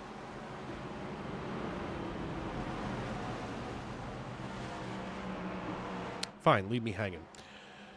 But I couldn't move my tongue because I'm having a hard time breathing because I'm laughing so hard. I thought maybe you were trying to lick out a can of Spotted Dick. No, that was about 10 minutes ago. Oh, God. You know, here's the thing. I know that I can be light around Randall Watkins because Randall Watkins is my brother in the fire service. Of course, retired from the Miami-Dade Fire Rescue Department. And Engine 3, which coincidentally enough is our housemate at my firehouse in Reading. We are Ladder 1 and Engine 3, so always exciting to think that the world gets even smaller as he last was on Engine 3 down there. And, you know, I feel like servicemen and women and firefighters are wired very similarly. You know, there you are, you're sitting down to dinner. The bell goes off, you run out the door, and you may see something gruesome, and you may see something that just makes you want to, you know, blow chunks, but somehow when you get back, you still need to find a way to try to deal with that. And laughter is absolutely the best medicine, and sit in the day room of your local fire department. That will be the proof in the pudding, as it were, or the proof in the Spotted Dick, whatever you're hungry for. Just don't blow chunks while laughing. Nah, it's fine. Yeah, you don't want to do that. It's not near as funny. But folks, we're still looking for everybody's opinion on what your favorite hot dog style is. In fact, while we're here we go. We're going to get a hold of Dalton Mobley because, well, he just happened to be closest to where my chubby digits were. So here we go for Dalton Mobley as I search for him. Currently in that 8th position right now inside the top 10. Here we go. In the DGR stable, that's appropriate. Hey, Dalton, it's David and Matt up in the broadcast booth. You got a copy? Yeah. Hey, it's been a good race so far tonight. I know that you're getting ready to go back, one to go. We have a very important question, and really this is almost a government-level poll question. How do you like your hot dogs? I'm from Texas, so I like my hot dogs like the big ones, the big fat hot dogs with a little bit of bread, and not the big fluffy bread, but the lean, like the thin bread. All right, so we like the thin bread. What about your condiment selection there on the big juicy tube steak? I'm a big ketchup and cheese, and that's it. Give me about 10 of them. I love you, but the ketchup got to go. You got to try it with the old mustard on there. I appreciate the cheese, but ketchup, well, you know what? We'll just add that to our list. But listen, man, we are polling as many of you guys tonight as we can because it's a long night, and somehow I've grabbed onto this like a dog with a piece of meat. Yeah, it's all good, though. It's all good. It's a long race. It's one of the longest ones of the year. Absolutely. All right, brother. Listen, good luck the rest of the way, and enjoy your hot dog with your ketchup and cheese on it. Thank you. Be safe. Well, a long race requires a long hot dog, like Dalton Mobley said, likes the ones that plump when you cook them. As he's going to get ready to restart here in that 8th place position. Green flag back in the air, and here we go once again from Darlington. These drivers back on the loud pedal, climbing their way up through the gearbox as they fire back into the turns 1 and 2 complex once again, and leading the charge, coming in from the back door, almost started shotgun on this field. Ben Garrity now leads at Darlington. What a drive from the 65, Dave. Yeah, Ben Garrity has been doing all kinds of good things tonight. He finally gets himself up to the top of the pile here tonight. And right now he's opening up about a 0.4 of a second gap over Bobby Anderson. So the Rabbi Ben Garrity, you know what? We're going to go to him next because being from Pittsburgh and the fact that I keep making fun of him with the Rabbi Ben Garrity, I hope that's an all-beef kosher hot dog. Now you're As we look to the 90s, well, I feel like we're going to go down another rabbit hole. I'm not trying to poll everybody's religion, but since I'm in the neighborhood and just teetering right on that HR disaster that is surely coming for me. Right now, Alan has to be sitting here. Here we go. Mr. Wicked 127. Chili cheese with diced onions. My man.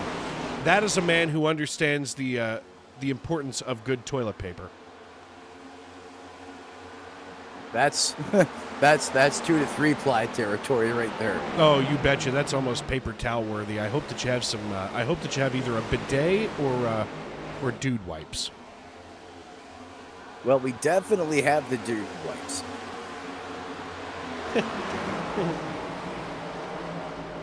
Ron Fitting here running in the 3 car. He's chasing down Michael Caffrey. These drivers back here, they've been getting closer, but they've decided to kind of stay away from the side-by-side running. The longer that you run side-by-side, it's almost like, when you're watching a baseball game and somebody decides to, start having one of those long at-bats, you've got a lot of foul balls, somebody's eventually going to make a mistake, and usually it's the pitcher who accidentally hangs one over the plate. And that's kind of what Ron Fitting's waiting for, as he's been hitting a lot of foul balls here around Michael Caffrey, as the two of them are trying to get up to where Tanner Marty is, running in 10th position right now. So here we are on lap 135. We're working our way toward lap 230 for the end of stage number 2. And that means we are just about 95 laps away from that this time by. 95 laps away from that this time by, as Michael Caffrey in that 54 machine works just outside the top 10 in that 11th place position. Right now, currently going up against Ken Ron, who just threw a Louisville slider on him. What a move there by the 3. Made it stick, and come one, come all. Michael Witt said, hey, if you can do it, I can do it as well. Multiple cars now going to come on by, as that cost him some big-time momentum out there on the racetrack. Next challenger up is going to be the 57 of Michael Caffrey, as he's in that side-by-side Noah's Ark situation with the 54, or excuse me, that's going to be the 57 on the bottom, 54 on the outside of the racetrack. He gets into the wall, That's going to cost him a little bit of momentum. That's going to allow the 17 of Papineau to make the pass as well. This all happening coming off of turn 4 as we rumble, or excuse me, off of turn 2 as we rumble down the backstretch, Dave. 137 laps in the books right now. We ride along here with Eric Papineau as we get on board with him. He looks to the left side now of Larry Miles in that SAA C57 Toyota. And again, you know, this is that double apex turn, and I think this is what makes me most excited. As we've gone through history here at Darlington Raceway since 1950, you still have to race the track the same way. You know, I've watched these guys over history. You know, you always have to get into turn 3, what's now turn 3 and 4, the same way. You know, so as much as we think technology has changed, it's still the same way to boogie around this piece. As now we look back here from Eric Papineau to Larry Miles, and there's Larry Miles kind of fading here into the sunset, quite literally, as that sun is going down, the lights are on, and here we are on lap 139. Lap 139 as we start to transition into the final stage of this race. We see these transition to dark here. The lights come on the racetrack, and then it really starts to boil over as the intensity picks up here. Continuing to watch Paul Hill in that seventh place position right now, having a great run thus far. Last time by, Hill ran a 29.61, so very competitive lap times out there for the driver of the Dent Slayer Ford Mustang as he continues to close in on Chris Davis, who currently occupies that 6th place position. See him working it down to the corner. Going to run it or mirror the same line. And Dave, one of the other things here, you know, when you start to close in on that car in front of you, if you run the same exact line, your race car is going to start to get aero tight behind that race car. And that one of the things you have to do is try to alter your line so you don't end up putting it into the fence. You don't have a lot of real estate to work with here if you get it wrong. And I think that's one of the reasons why some of these drivers are having a hard time completing the passes, just because you don't have, you know, a lot of room to work with out there on this racetrack. It's very unforgiving. Yeah, I mean, you know, Chris Davis all night long has been trying to do his best, keeping himself up here atop the pile. But, you know, at this point, he's gained 9 positions. He may kind of get stalled out here on his climb to the lead, as that's, of course, where everybody wants to be. We take a look up here at Matty Long in the 97. He's just ahead of Sean Rockin' Rogers.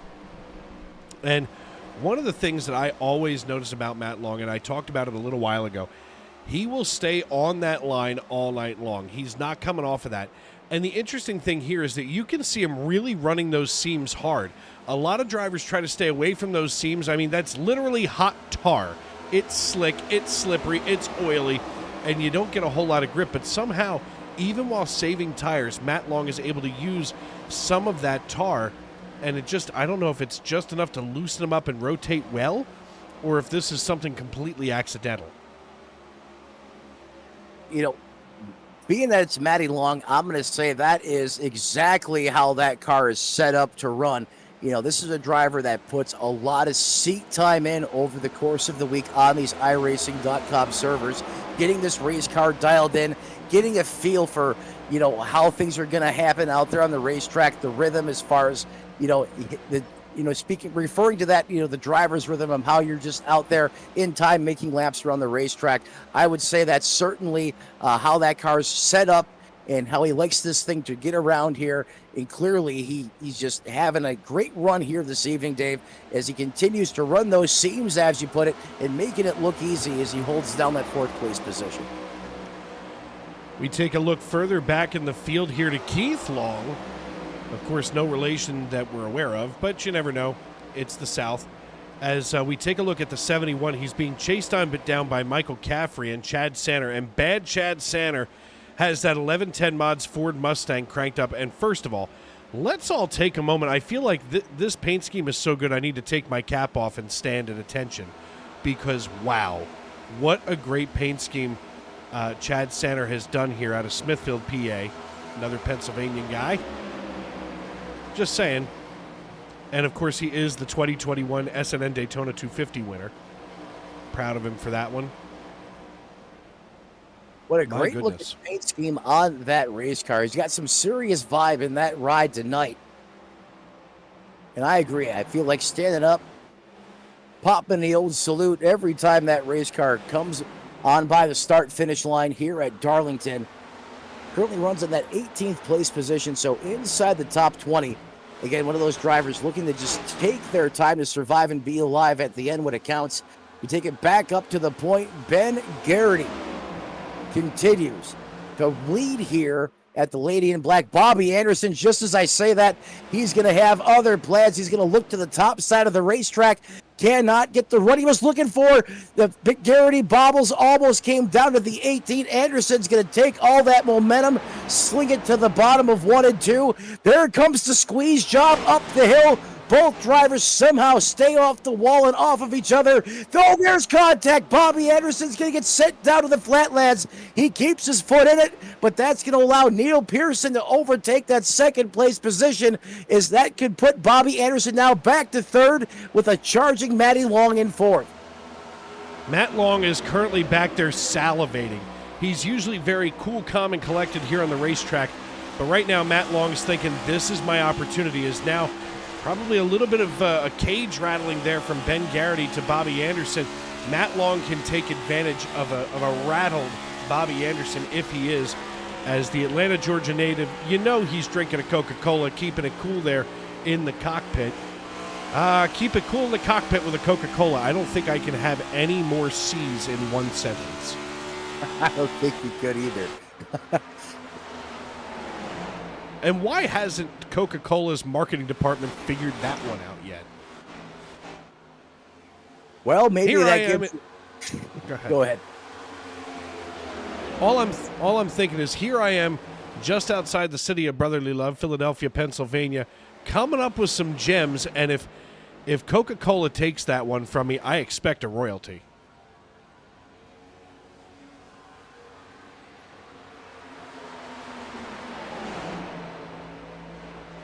Well, you know what, Dave? I would say step out of the limb here and say you are worthy of that royalty. As you said, you're coming up with all kinds of great ones here tonight at Darlington. We continue to watch this race unfold. If we continue to write this in the history books here tonight, Stacy Strong Cup Series out on the racetrack doing battle, which they do each and every Sunday night here in prime time, as we go on board with the 66 Tide Ride of Chris Custer. He's getting a face full of that 88 machine being piloted by Michael Witt. And Dave, these two drivers seem like they have been stuck together like a magnet on the racetrack through 153 laps. It seems like every time we either track to these guys or start to talk about them, Custer and Witt seem to be running nose to tail and duking it out. You know, that's how a lot of race car drivers are. And, you know, sometimes you find that guy on the racetrack that somehow you are just, you know, opposite pole magnets being drawn to one another. For me, it was Tarnowski. And you know what? I think one of the best experiences of my time last week in the cockpit, in my return to the cockpit, that is, was at the end of the race. Tarnowski and I were getting closer and closer toward the end of that race. I did finally finish it, thank God. But I just made sure at the very end to get a little bit of a love tap to Tarnowski, who then came behind me and rubbed some paint with me. It just feels good. And when you're running around one another like the 66 and the 88 are, week after week, you know, it's no different than me saying Bobby Anderson and Sean Rogers, or Sean Rogers and Bobby Anderson. You know, that's these two guys back here a little bit deeper in the field. We take a look back to the youtube.com live chat, and the big dog Shane Lake says he would ask if the booth door is locked, but I get a feeling it isn't.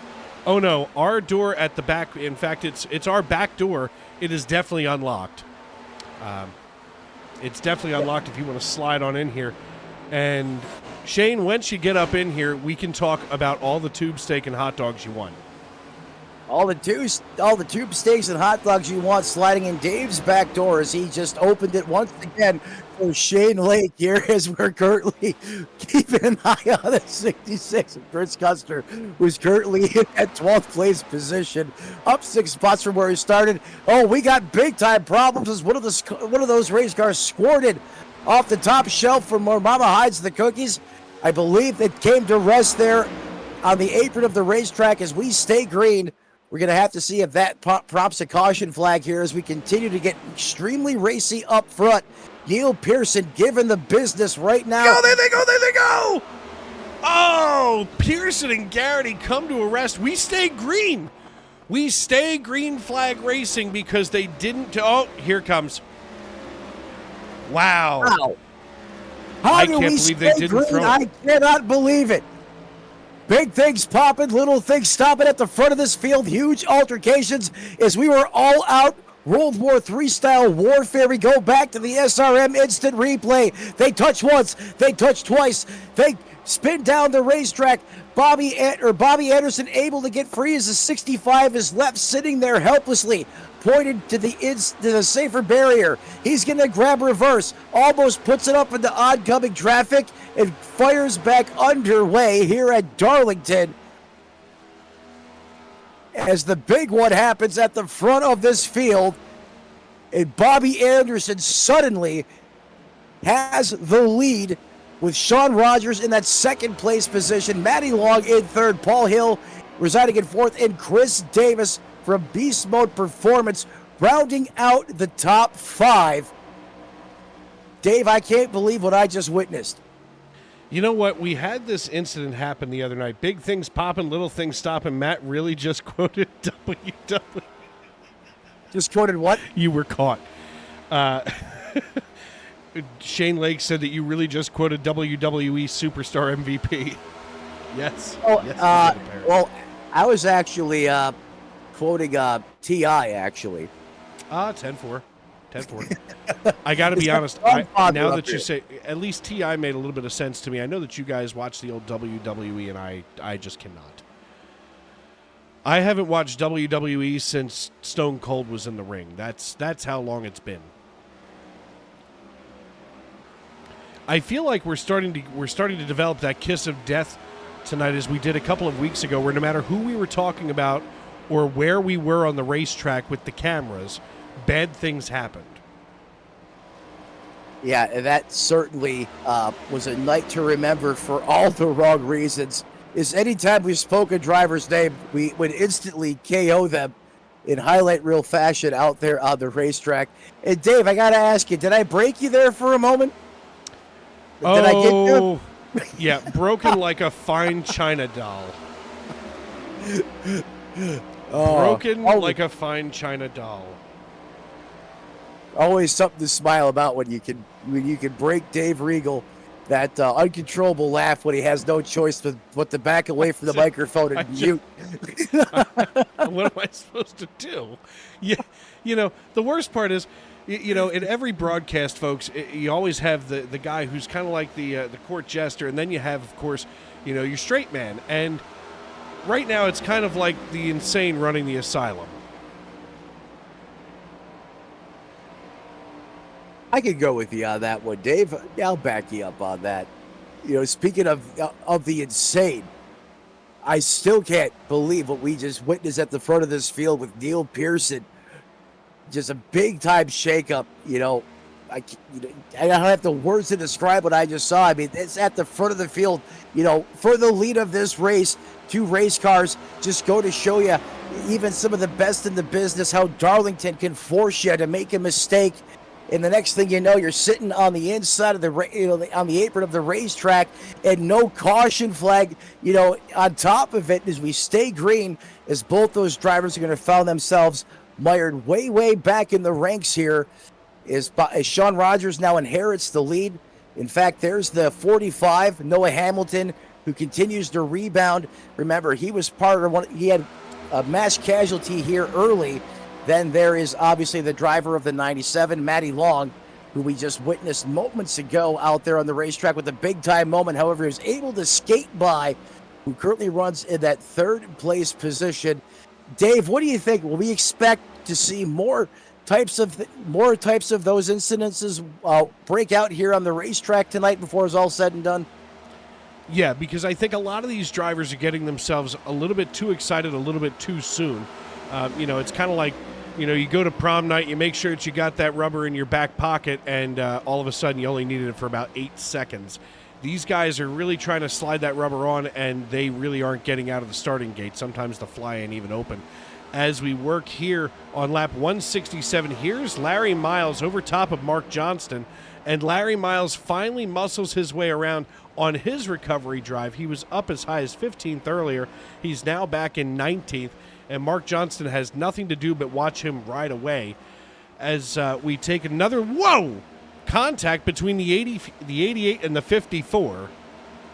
And hopping into the broadcast booth right now is, my work mistress. I've got the work wife on my right, and I've got the work mistress reaching right around here to put the drink in front of me. I see how it is. The moment I walk up in this booth, I'm already put to work. I see how it is. Well, you know, we weren't doing nothing. Swear to God, we were just up here reading the Bible.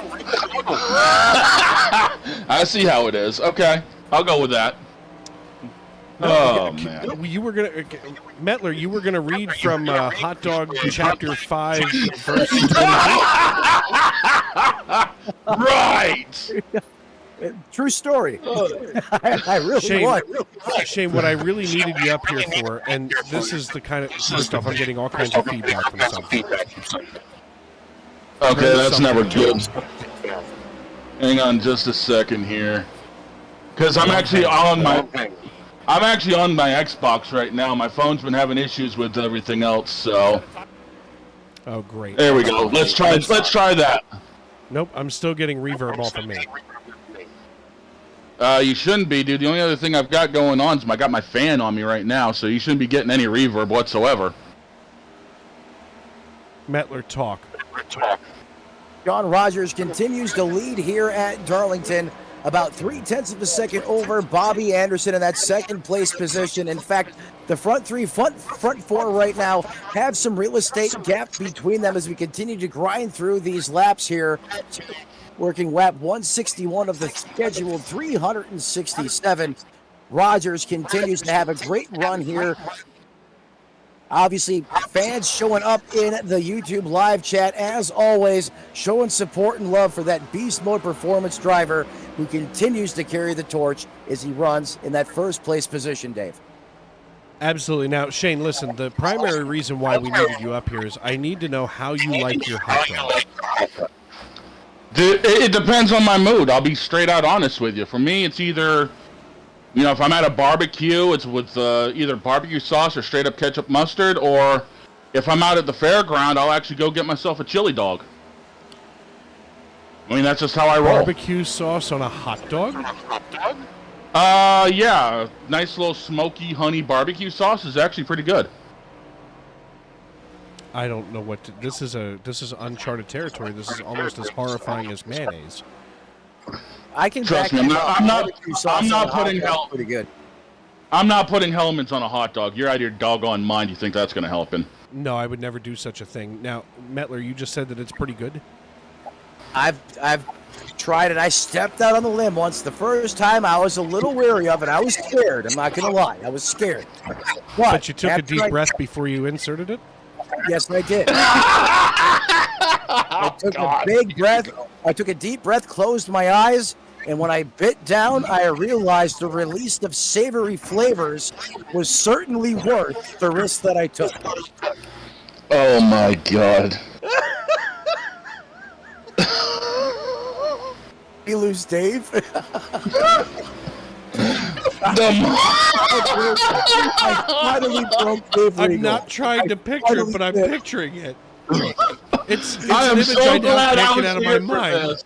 I finally did it. It took Shane Davis and his barbecue sauce for his bonbon, but hey, we made it happen. Hey, just call me the Steph Curry around here because I'm the one assisting. Well, thank you for the assist there, Shane. Much appreciated. Oh, God. I am so glad I was here for this. This is a moment. Dave Regal has been broke. Yeah, there's really nobody else that can break me. Quite frankly, you're the one to pop that cherry. And I'm glad that we could do that over a nice, hot, juicy hot dog. Well, there's always a first for everything, Dave. Just remember that. Well, here we go. Let's take a quick run through the top 10. Sean Rogers, Bobby Anderson, Paul Hill, Matt Long dumping down pit road. This is going to be the beginning of the next round of pit cycles, as we've had just about 50 laps, 60 laps now. And here's Matt Long diving down for what should be 4 tires and a tank of Go Fast. Matty Long has his pit box in his line of sight. Last thing you want to do here is make a mistake. You got to get all 4 of those Goodyear Eagles stopped inside of the box. You don't want to run over or roll over the line. If you do, you're going to have to put it in reverse, cost precious time. But Matty Long does make a little bit of a mistake there. Has to click it into reverse before the jack goes up on the race car. All going to be 4 tires, 2 cans of Sunoco Racing Fuel. And Dave, that little miscue right there could cost him a couple spots out there on the racetrack as he drags. The jack is down and away, currently getting back up to speed under green flag conditions here at Darlington. And as they pulled the jack off, he was able to run down pit road and now get back onto the racing surface. As Matt Long now comes out in 16th position, he doesn't lose a lap. And here comes Dalton Mobley, your race leader, Bobby Anderson and Paul Hill down pit road.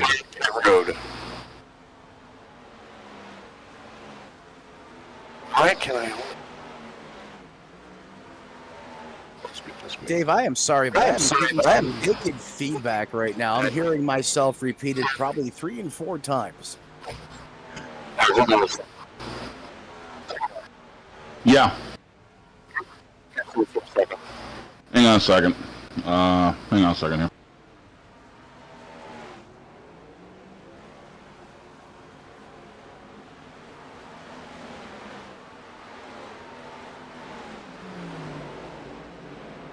Multiple cars completing their pit stops on pit road as we take it now back up front. Now McCaffrey in that 54 machine. He's going to lead his first laps on the evening.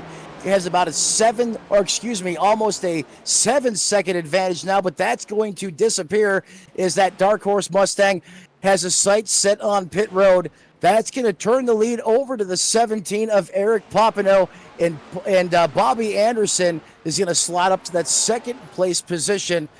Still waiting on Sean Rogers, Chris Davis, and others to come down pit road and complete their pit stops as we near closer to the end of stage number 2. Yet working here on lap 181, we're just about halfway through this race piece, as it looks like Eric Papineau going to cycle back to the top of the race. Oh, nope, just kidding. He's going to come down pit road. You know, this is probably the most confusing that we get here on the racing surface, but we're going to step aside during this cycle of pit stops. We'll be right back after they complete those pit stops. I'm Dave Riegel. He's Matt Mettler, and of course, Shane Lake now coming in the back door here on Sim Racing Media.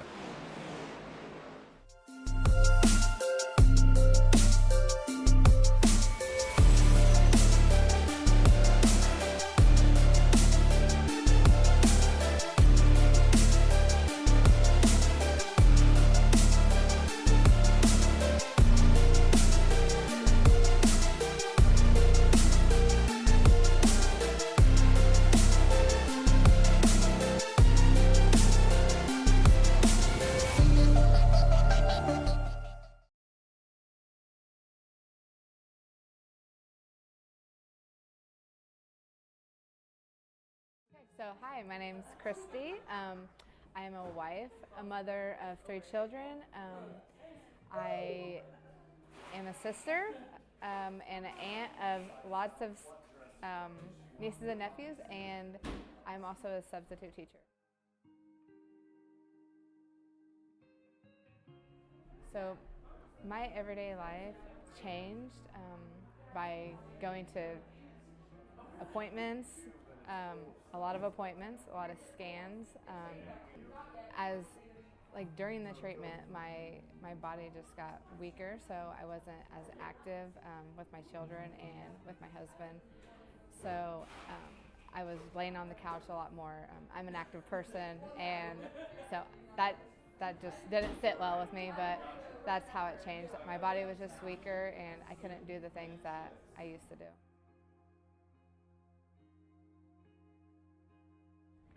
So There was a lady in where I live from a local church who had heard that I had breast cancer, and she sent me a letter just reaching out for support, and she actually said that she's the one that told me about Trisha's Hope and that I should contact them, so I did.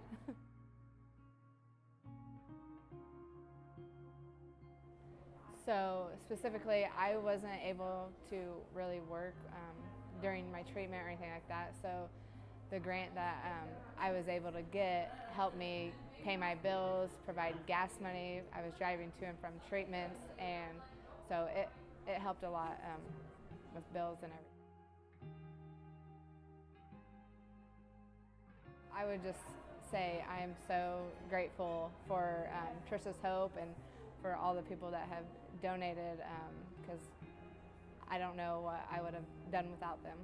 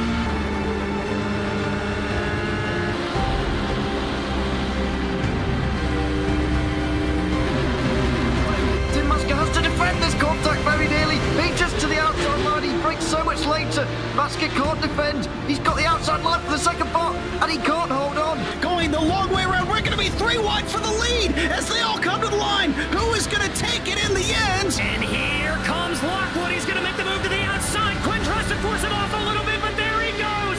It's going to be side by side through turn 1. Will he be able to cover him off? He does. Weaving back to the left-hand side. Reynolds is trying everything. The kitchen sink is being thrown at it. They're leaning on each other. Coming into turn number 3. It's going to be a drag race through 3 and 4. Coming back to the line. Here comes Trish on the bottom. Richard's going to hold the inside. Tries to be the late breaker here.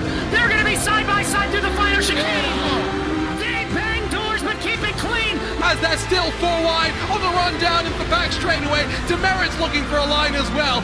What is going on in Michigan?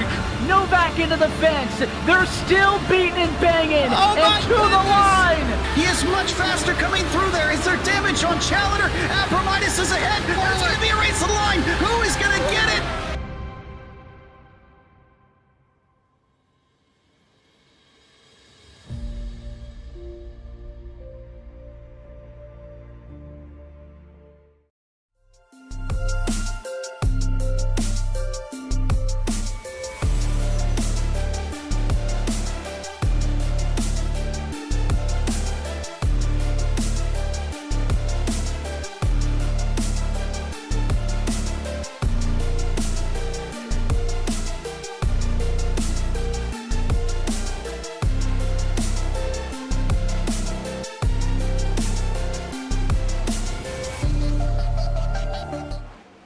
Race fans, welcome back to Darlington, South Carolina. The Lady in Black has put on a spectacular tonight under the lights in prime time as Bobby Anderson continues to hold on to the lead out of a charging Sean Rockin' Rogers, who lurks off the bumper of that dark horse Ford Mustang. As we now go on board, you can see Sean Rogers running a little bit lower in the corner than that 18 of Bobby Anderson, trying to stay out of that turbulent air as he charges down the front stretch and zig heiles it into the corner as they slide up that racetrack to the top shelf where Mama hides the cookies.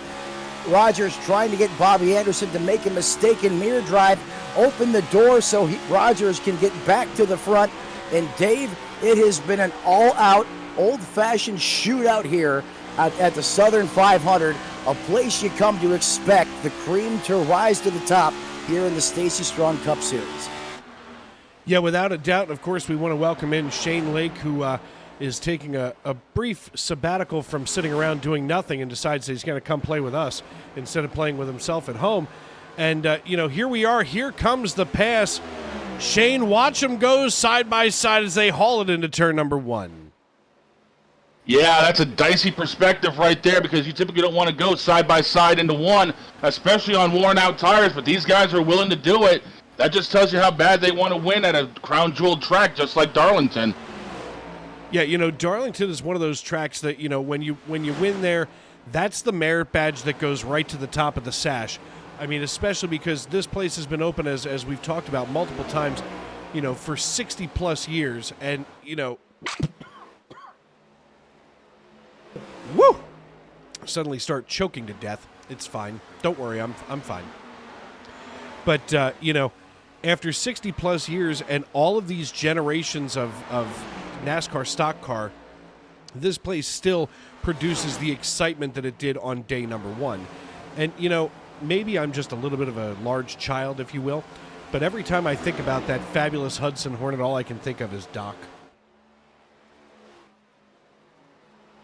Yeah, you're not wrong. The real race, but guys, I know that Chris didn't want to give anything away, but I'm just saying they've got 41 to go. Bubba Wallace right now running in 7th position. This is the kind of place where I really want to see Bubba Wallace get that first W, as, of course, the great one, Air Jordan, is down there in the pits cheering on his driver. Hey, if Air Jordan has got your endorsement, man, it's about that time to put it together. And Bubba ain't going to be afraid to throw it in late, so it'll be interesting to see what he's able to do, see if he can hold off Chris Buescher and actually make the playoffs. Dave, to your point, it's moments like these when you have his airness, Michael Jordan, on top of the pit box, arguably one of the most popular sports figures of all time. You want a way to silence the critics about Bubba Wallace, have him win on one of the biggest stages at arguably one of the toughest tracks on the circuit right here at Darlington, South Carolina, as we'll continue to monitor that situation.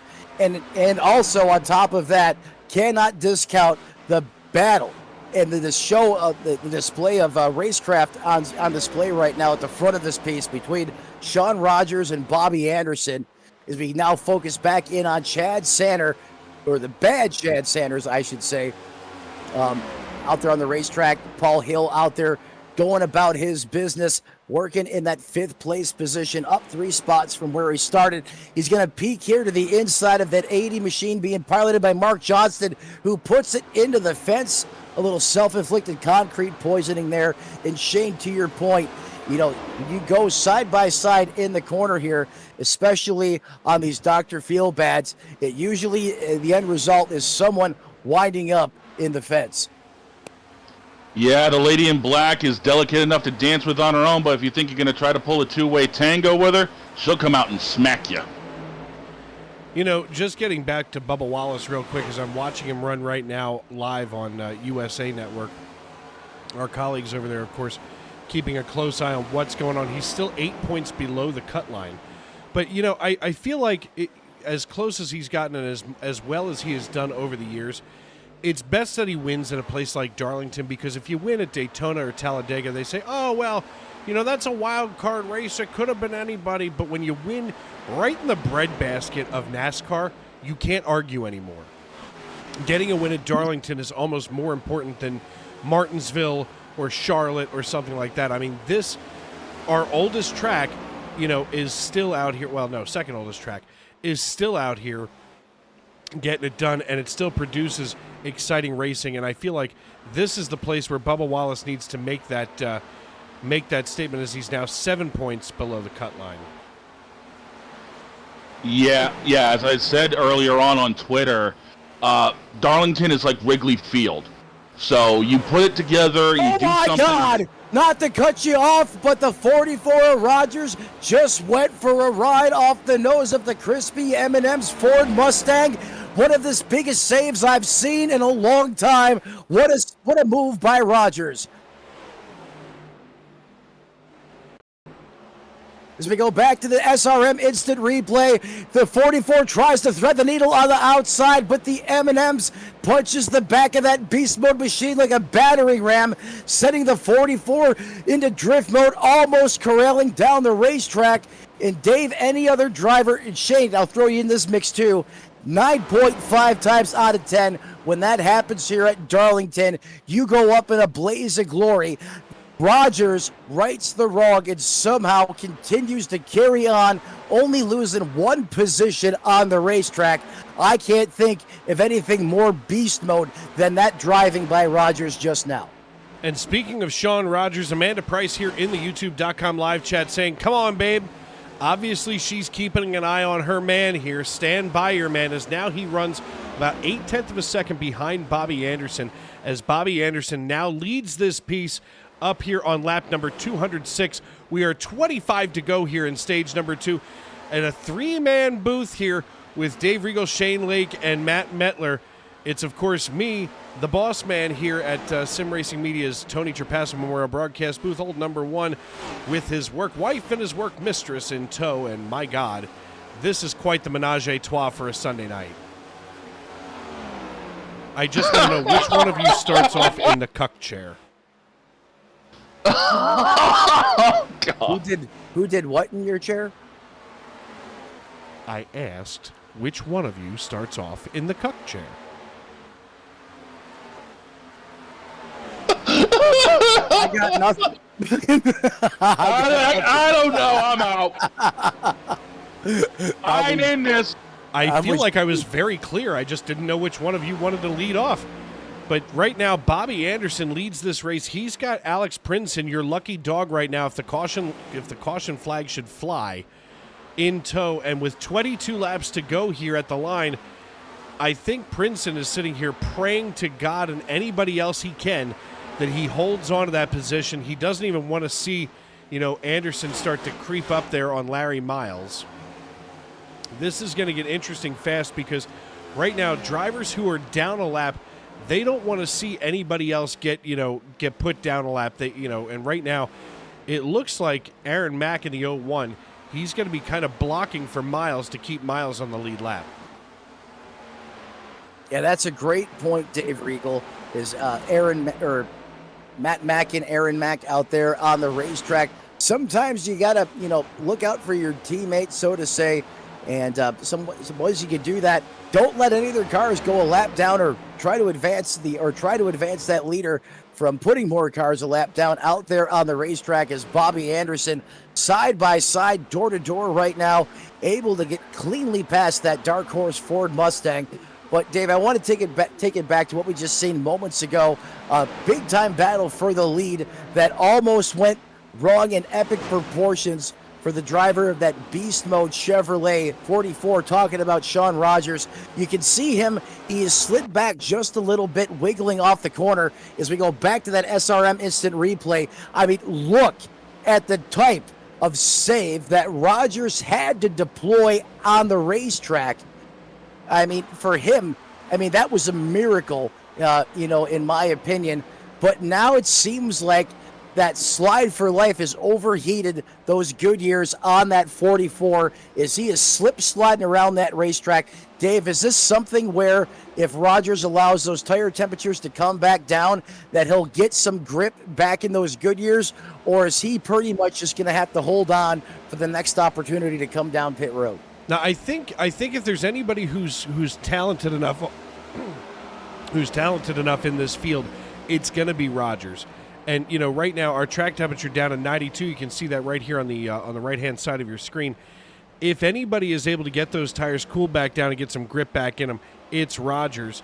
And even in the real-life race that has gone back under caution, drivers coming down pit road now. Bubba Wallace he's got a long drive to the end of pit road where his pit box is. Hocevar brought that one out as it looks like he broke the toe link. So a rough night for him in the real world. But right now we keep our focus here on Sean Rogers, who's trying to get back up to Bobby Anderson, who's now gapping him by 2.25 seconds and then some. So, again, I think we're going to see Rogers maybe back off here to the nose of Matt Long, and then once Matt Long gets close enough, Rogers is going to have to get back into gear and start pushing again. Yeah, it's all about that balance. You know when to go out there on the racetrack and when to just have that patience and discipline and just wait for that right time and opportunity out there on the racetrack. As Rogers coulda, woulda, shoulda had that race car wadded up and probably ready for the back of the hauler, if you will, but not the case as he continues to churn laps out there on the racetrack. Matty Long keeping him honest, though. I mean, here's a driver that we spoke to earlier in the race, Dave. He said it was all about patience and waiting for that right time and opportunity out there on the racetrack. A driver that is so good at managing his equipment. And we seen earlier in this race, old tires did not really seem to slow him down. He was able to go out there and lead laps when the competition behind him was sitting on fresh Dr. Feelgoods. Runs in that third place position. Last time by on the racetrack, he clocked a 30.74, which is right up there with some of the fastest times being ran right now on the racetrack. I mean, Matty Long putting on one heck of a performance. You know, what does he have to do tonight to find his way to victory lane? You know, I think that's a question that we're going to have to watch carefully. I mean, you know, you and I know that Matt Long is a consistent driver, and he's almost taken that Mr. Consistency title away from Chris Claude, who we just see being passed now by Alex Brinson. Shane, I got to know, in your opinion now, with 13 laps left in Stage 2, what goes through a driver's mind, especially do you start to try to forfeit, okay, hey, listen, I'm not going to get the green and white checkered flag. Do you back off and get ready to load up for Stage 3, or do you still try to push here to get those stage points at the end of 2? Quite honestly, it depends on what position you're in on the track. If you're just kind of riding around 5th, 6th place, you're basically going to reserve it to where, all right, I can save these tires a little bit in case someone falters in front of me. I might be able to pounce on them coming to the flag. Or if you got to worry about somebody behind you, say 3-4 seconds back, they might be thinking the same thing. So it all depends on the situation you're in on the track. Personally, myself, I'd be saving a little bit of tire in case those guys push themselves too hard. But we know the leader right now is just saving tire, so that way he doesn't fall off towards the end of this segment. Yeah, that's a great point there, Shane. Bobby Anderson has almost a 2.4 second advantage over Rogers and Matty Long right now, so no reason to go out there and try to run qualifying laps. You know, go into that conservation mode, which I believe he is in right now. And the other thing is, should you get a late stage caution here, if you are conserving your tires and saving your equipment, you know, that could put you into position where you could challenge for a stage win because you have that fresher set of rubber on your race car if you're inside the, you know, the top 3, top 4. Taking a look here at Bad Chad Center here on lap number, where the heck are we? Lap 221. There we are. Sorry, it suddenly disappeared from my screen. But taking a look here at Bad Chad Center on lap number 221, he's starting to draw in now on Michael Witt in the 88, and that PepsiCo. Whoa, wow, what a run he's got, as now he had to back out. He gets back onto the throttle and now tries to get the run on the outside. That's where some of that speed's going to be locked up. He slings it out of Ford down the front stretch, and they go fender to fender down the front stretch into 1. Yeah, John Force special into 1. And, I mean, Bad Chad Satter had so much steam, I mean, dialed up into that Dark Horse Ford Mustang. He almost sent it into that business end of that 88 PepsiCo Chevrolet. I mean, he had to jump out of the throttle, and I'm pretty sure get out of the binders as well. But you can see, now that he's able to clear that machine, just how much pace he has right now in that race car, especially this deep into the tire run. Very impressive for the driver of the 94. And take a look at this top 10, Shane. I mean, right now, as I pull up the manufacturers, it is a nice little salad here of manufacturers. A couple of blue ovals for them. About 5 blue ovals. Then there's 4 Chevrolets and a Toyota mixed in there. It's almost like somebody just wanted some cherry tomatoes right on their salad. I mean, listen, at this stage in the race, nobody wants their salad tossed with just about 6 laps to go here in Stage 2. Yeah, but we all know that the cheese grater that is Darlington will not be afraid to throw a little Parmesan on that salad, so they still got to ride it out for a little bit longer before they put another set of feel goods on at the end of the stage.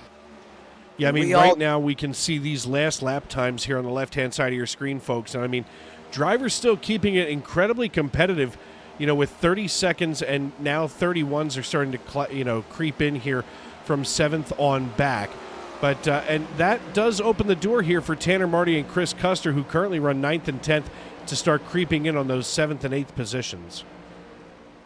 As they creep in onto those 7th and 8th positions, no one tosses a salad up here in the Tony Trapasso Memorial booth like Dave Regal, as I see him getting some ranch and blue cheese dressing out here right now as we're about to, hey, might not throw some hot dogs on the grill as well, Dave, since we were talking about food pretty much this entire race. I'm starting to get a little hungry up here in the Tony Trapasso Memorial booth.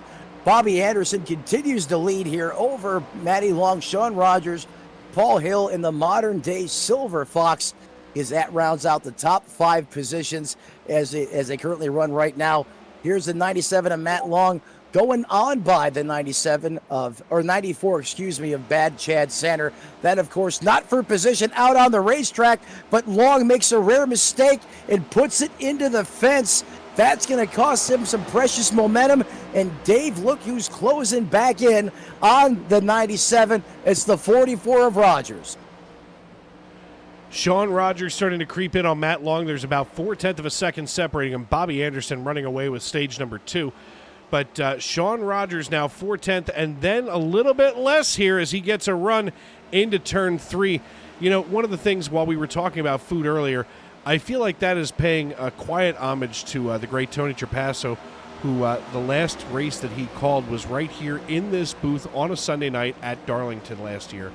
And, of course, you had the esteemed privilege of sitting alongside of him that last time, even though we didn't know that it was going to be the last time. But Tony and I used to talk about food on the regular, if you will. And we used to call together the Western States Racing League, which was at the time sponsored by Outdoor Cast Iron Cooking. And if you go over to Outdoor Cast Iron Cooking's YouTube page, you can check out the Beltrami Salami Pizza, and then they named one for Tony and I. So go ahead and check that out over at Outdoor Cast Iron Cooking after tonight's race, as now we've got 2 to go here in stage number 2. Bobby Anderson running away with this one. He's got Matt Long in the 97. Oh, he's got to get through some lap traffic. There's Gangler on the low side as we are now on the final lap of stage 2. Does Gangler throw a gangle at the 18 of Bobby Anderson as he is now working the high side of the racetrack through the turns 1 and 2 complex? He's going to swing it through the middle, coming off the corner as he fires down the Boeing backstretch here. All business here for the 18 machine. Dave, you mentioned that lap traffic. Here's the 54 of creeping into the Fitcher. Chris Davis just in front of him. And at the start-finish line, 1 to go in the stage number 2. Or excuse me, that was the final lap in the stage. Bobby Anderson going to get credit here for the last stage win in the regular season. Matty Long is going to come home second. Sean Rogers third. Paul Hill in fourth. Rounding out the top 5, Neil Pearson, Gavaja Holt, Dalton Mobley, Tanner Marty, Chris Custer, and Mr. Beast Mode Chris Davis round out the top 10, Dave.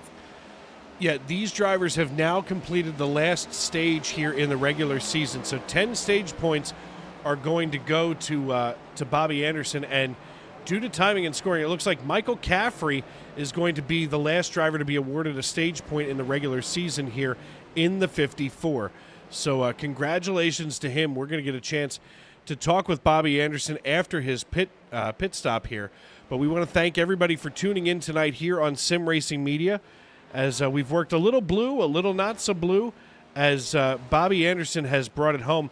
We want to thank you for welcoming us into your homes, onto your phones, wherever you may be and however you may be listening. Dave Regal, Matt Metler, and Shane Lake with you here in the booth. Shane, what a great finish to stage 2. Yeah, it definitely, those boys were scrapping pretty hard, but I'm more intrigued to see what's going to happen in this final stage, because they're going to have about roughly, 135, 140 laps? 2 pit stops more than likely. This race is far from over, and I think we're going to be in for another exciting finish. No, this is a long one tonight, boys. I mean, here's the thing. You sit there and you think, oh, 367 laps. Yeah, that's 367 laps. It's exhausting up here in the broadcast booth. I can't imagine being elbows up for 4.5 hours. It's certainly grinding for these drivers down there in these race cars. And again, you say it's sim racing. Well, guess what? A lot of these guys in this series have some of the most cutting edge technology, not only into their rig, but in their sim racing equipment. Does a great job of simulating the types of effects and force they'd feel inside the cockpit of their race car. And I believe, Dave, we have Bobby Anderson joining us now in the booth with you. Hey guys, good to talk to you again.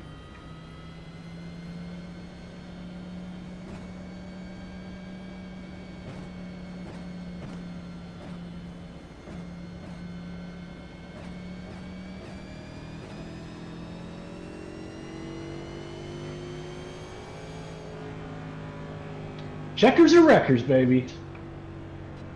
Well, you heard it here first then. Full send for Bobby Anderson. I mean, here's the deal. You sit there and you think to yourself, I can either back off and just try to get myself safely into the playoffs or catch another trophy here to add to the case. I mean, you've got Matt Long and Paul Hill behind you. Kavaja Holt can't be counted out either. What's the strategy to keep those guys behind you aside from checkers or wreckers? How do you make that 18 car 4 wide? Man, I don't know. It's tough for me in the short run. I've got a really good long run car. I was able to get by Sean there late in the run. Just a lot of good guys behind me that I respect. So hopefully we get some long green flag runs here. Maybe no more cautions. That would be great. And we'll eat some hot dogs after the race. My man, Pots and Pans. Listen, good luck the rest of the way, brother. And maybe we're going to see you here on the other side, either on the podium or certainly in victory lane. Thanks, guys. Have a good night. That the voice of Bobby Anderson. And guys, listen, we're only a little bit, yeah, I think Shane's right, about 133 laps to the end here. I mean, that's definitely 2 pit stops. What do you think as a driver? What are you trying to do to get yourself comfortable there before they drop the green flag again? I mean, if it was me, I'd be stretching my back out a little bit, cracking my neck a little, stretching the arms. And then I'd just be settling in and knowing that I got about another 130-odd laps, 30 seconds a lap, give or take. That's still another hour and a half roughly behind the wheel. Yeah, I'm going to be keeping myself loose and keeping hydrated. So I don't envy those guys here tonight, believe me. Even being up here, yeah, it's going to be a fun one. Definitely going to be a fun one. Not so fun for Bubba Wallace, who was just involved in an incident in the real-life races. They're 19 to go over on the USA Network. As right now, Chase Briscoe leads the way with Kyle Larson behind him. Christopher Bell, Ryan Preece, Chris Buescher, Brad Keselowski, Chase Elliott, Joey Logano, Kyle Busch, and Ross Chastain round out your top 10 there in the real race. So, folks, if you haven't switched over, we appreciate you staying with us. We'll give you little updates here, especially as the real-life NASCAR series is also in their regular season finale. Barney's in the flag. Barney's in the stand. He's got the green flag. He waves it, and we're back underway. Final stage of the regular season. Barney drops the green flag, and the Mean Green Machine drops the boogie here at Darlington once again. Anderson shoots out of a cannon, and you heard in that interview, guys, Bobby Anderson not so good on the short run, but has some great long run speed in that number 18 machine. Almost 3 wide there in the back. Perhaps a moment on the racetrack for the head cook, chief, and bottle washer of Chris Claude there, who runs in that 21st place position. Dave, all these cars getting back up to speed for the final stage here tonight. And as we've transitioned all the way to darkness now, the nighttime is the right time for these guys to load up the highlight reel here at prime time. Big time moment there. I believe that was the 0-1 of Matt Mackin that just caught a big piece of the fence. Yeah, Matt Mackin caught a piece of the fence. He drops down to the low side. He's just underneath the 71 of Keith Long. And the thing to keep in mind here right now is just 13 cars on the lead lap. Bobby Anderson got a jump over everyone, and he's out there to start logging laps. The people that I'm really paying attention to tonight, Kavaja Holt. I don't want to jinx him, and I certainly don't want him to run into the Dent Slayer. But I'll tell you what, Kavaja Holt is a hungry driver who has the skill to get up here and challenge for the lead the longer that we get through here. Now, Bobby Anderson said that his car is set up for the long run. The question becomes, how long is the long run, as Anderson just laid down his fastest time of the night at 29:37. 29:37. That is a heck of a lap here for the leader of Bobby Anderson. But Dave, your question, how long is the long run? Well, if we can stay green, which Bobby Anderson was liking, he alluded to, as we watched the 66 and the 44. Sean Rogers goes side by side, having a drag race here down the front straightaway, going into the turn one here. You know, that can all depend on, you know, do we continue to see cautions breeding cautions, or does this race continue to trend toward the green flag side of things, which it's been doing here, especially towards, you know, over the past 40 to 50 laps or so of this race, as we continue to watch Michael Caffrey there in that 10th place position. I believe that's probably going to really dictate how long are we going to stay out there for. That would lead to some green flag pit stops, which really can potentially spread out this field some more. As you mentioned, only 13 cars on the lead lap. However, if the race trends in the other direction, as Rogers now continues to work against Cole Witt here, getting really close down to the bottom side of that racetrack. Going to get a great run through the middle of the corner. Going to clear the position, move Rogers back up to 8th. You know, Dave, that could really dictate, you know, just how crazy the outcome of this race could be. You know, if we stay green, that's on one side of the spectrum, or do cautions keep breeding cautions and allowing more of these drivers to get back on the lead lap at the same time? Did you just say Cole Witt? No. He said Cole Witt, right, Shane? Sounded like it. All right, well. Maybe I did instead of Michael Witt. If that's the case, I apologize. I don't even know who Cole Witt is. I could think of Cole Trickle as opposed to Dick Trickle. We've already talked about Spotted Dick tonight. Oh, God! We spoke about a lot of things tonight. We have covered a lot of material here. Sean Rogers just laid fast time down at 29.28. Now, Shane, that track temperature has dropped down to 89 degrees. I don't think there's going to be any more grip in this racetrack once you get below that 90. That's pretty much as gripped up as it's going to be, correct?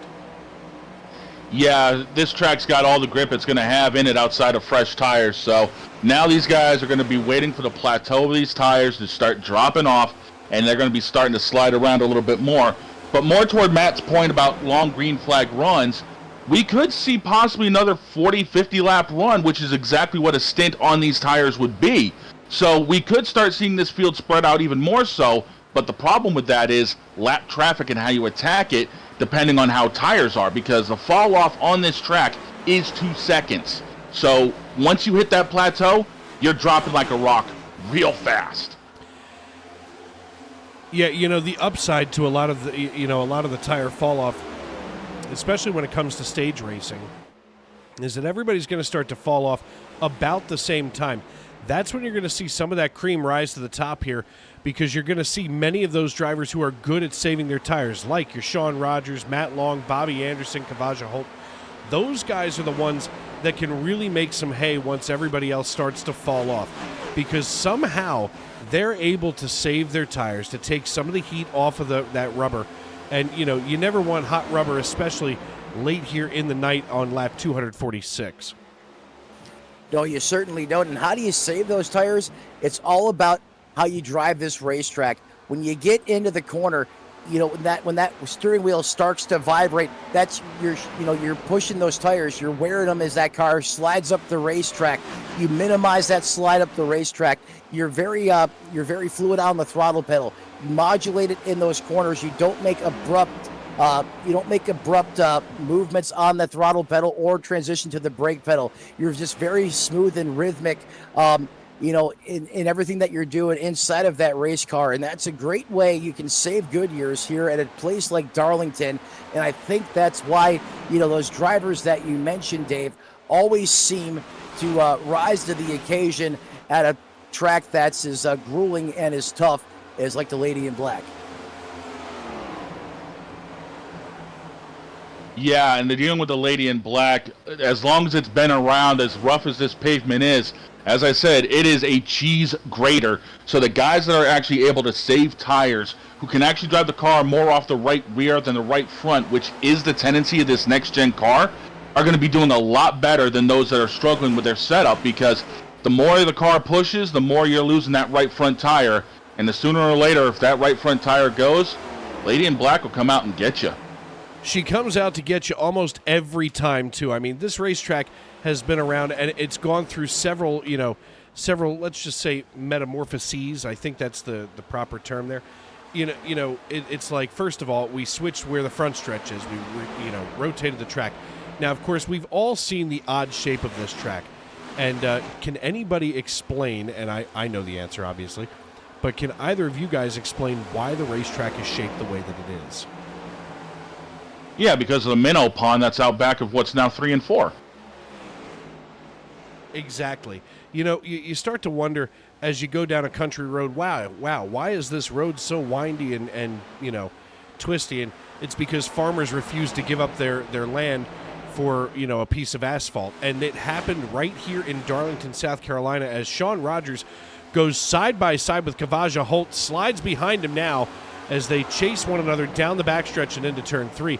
But just like in the non-sporting world, one farmer would not let the minnow pond go and would not give it up for some, bumpkin racetrack, he thought.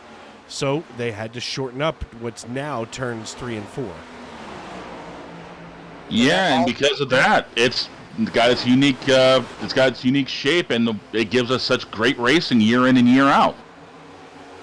Yeah, one of these things are not like the others. Turns 1 and 2, not like 3 and 4 because of that. And Shane, you hit the nail right on the head. That minnow pond, certainly at that point in time, when this track was being developed, no one probably knew what kind of an impact that would have on the racing here throughout the course of history. But surely now, as we sit here today, as Rogers makes that pass out there on the racetrack to go back to the top 5, we're certainly thankful for that farmer today, as it really makes this racetrack what it is, and it's survived the test of time. These guys are putting on one heck of a spectacle under the lights right now, as Rogers continues on his recovery drive, now in that 5th place position. Next car he's going to have his sights on, just up the road from him, is going to be that Dent Slayer machine being piloted by Paul Hill, who put on a fantastic show at Daytona last week. He's getting about 0.3 of a second ahead of Rogers in that 44. Keeping a close eye here on the real race. 2 laps to go as they come down the backstretch. Chase Briscoe leads Kyle Busch by 0.2 of a second. Briscoe now hugging the wall. He's trying to work his way back to the white flag. Looks like he is finally going to punch his ticket as the white flag waves. They're racing back to checkers in the real life. I got a feeling these boys ain't done yet. I got a feeling Kyle's going to put one whale of a move on Chase as they go through the middle of 1 and 2. We ain't done racing on either side right now. Keeping an eye on both races at the same time. Oh, and you're absolutely right. The Morgan & Morgan number 8 Chevrolet trying to close in, but he doesn't have enough. Chase Briscoe rolls out of turn number 4. Down the front stretch, Chase Briscoe wins at Darlington for the Southern 500. Big-time win at a big-time moment for Chase Briscoe, with everything surrounding Stewart-Haas, it being their final season in the Cup Series, at least with Tony Stewart as a partner.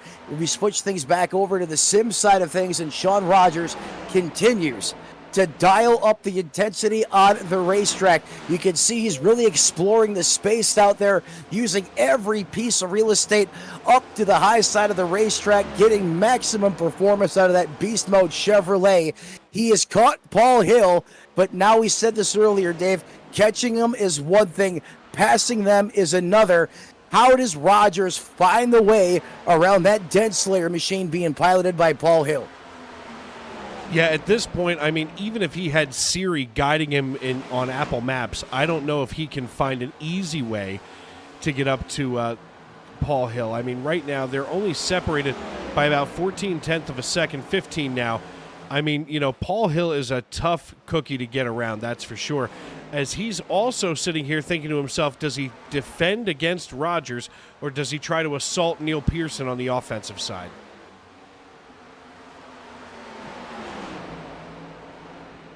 I can tell you this much right now. They're in extra innings right now in South Philadelphia. The Philadelphia Phillies knotted up with the Atlanta Braves 2-2, a man on second and 2 outs. When we go to the next caution, hopefully there is none, but just saying that there might be, I've got to check in with Chris Claude and see how he feels right now about his Braves' chances. I don't think anybody's liking their chances right about now, to be honest with you. They're struggling. Well, win probability for the Phillies, according to ESPN, is 60-40. This has got to be the best time of year for a sports fan. We've got college football making its return this weekend. Next weekend, the NFL comes back. Actually, Thursday, the NFL comes back on NBC. And, of course, to me, there's nothing better than this time of year, sans, October, when all of a sudden we add in hockey to the mix. Then December, we get lacrosse back. I mean, all of the sports are back finally, and we're getting ready to head on into baseball's playoffs, NASCAR's playoffs. I mean, it's just a juggernaut of excitement. Juggernaut. Man, I was about to say, don't remind me about what my work is usually on the weekdays, because I'm going to be covering all of that and then some. That's right. Shane Lake covers it all. Check him out on the Snowman podcast. If you don't know about it, make sure you jump on the bandwagon. Throw a like their way as well. Is that man? You can catch him on the radio weekdays in the morning. That's Shane Lake, the Dogfather, as we.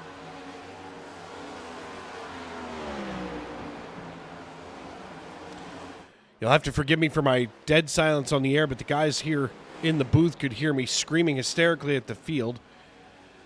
It's going to be a long night in South Philly. My God. I thought that bled across the airwaves in your, I want to say more of a feminine voice of Dave Regal broke through the backdoor channel, and I'm over here trying to hold it together. Nope. Well, I'm glad your hissy fit didn't come over to the broadcast side, Dave.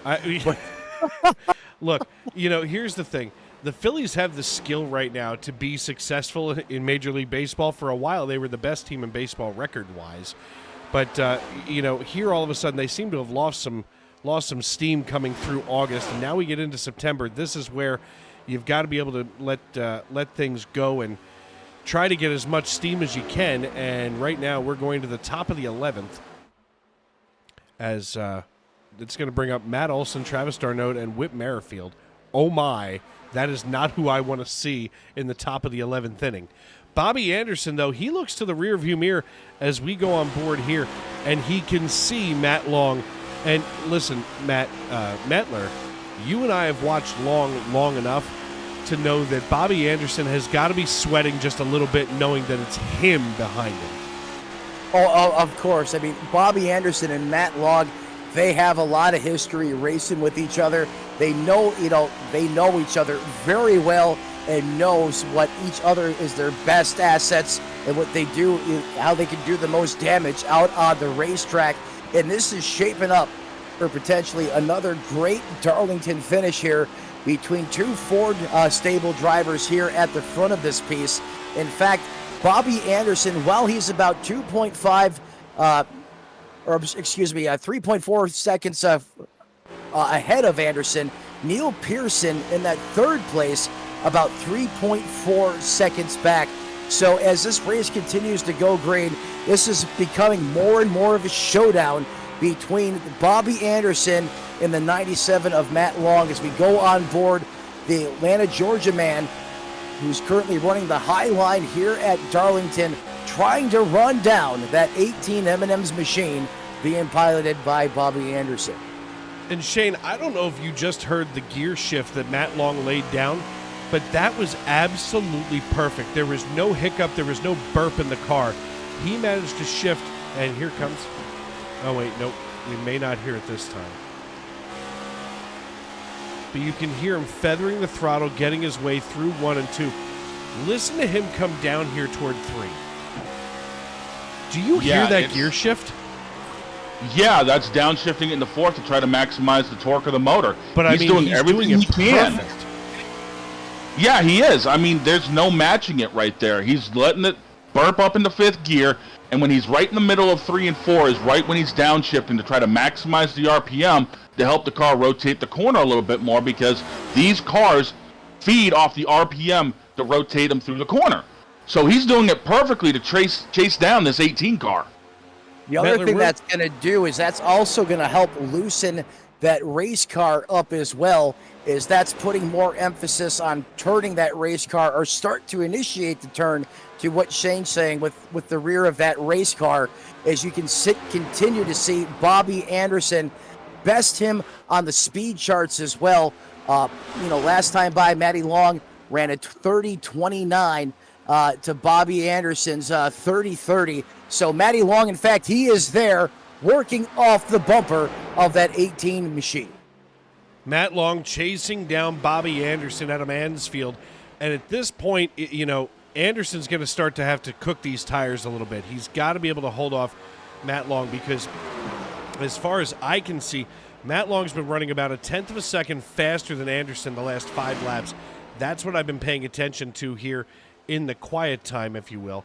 As we look down here to the lap time differential, we can see that, and here it comes, a pass for the lead. There he is, looking to the inside. Here's Bobby Anderson and Matt Long going at it like crazy.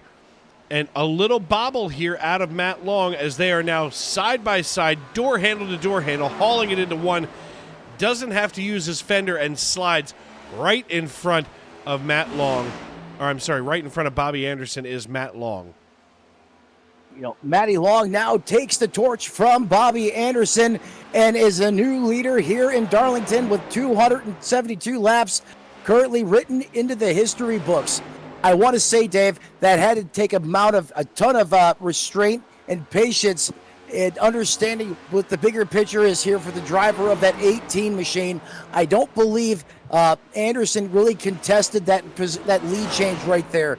You heard, Anderson earlier in the broadcast, basically say, hey, my car is really good on the long run. I don't think he was going to push the issue too far there and try to hold up that 97 of Matt Long. I think right now he's playing the long ball pitcher here, and that's having a car with the tires on it to contend for the win.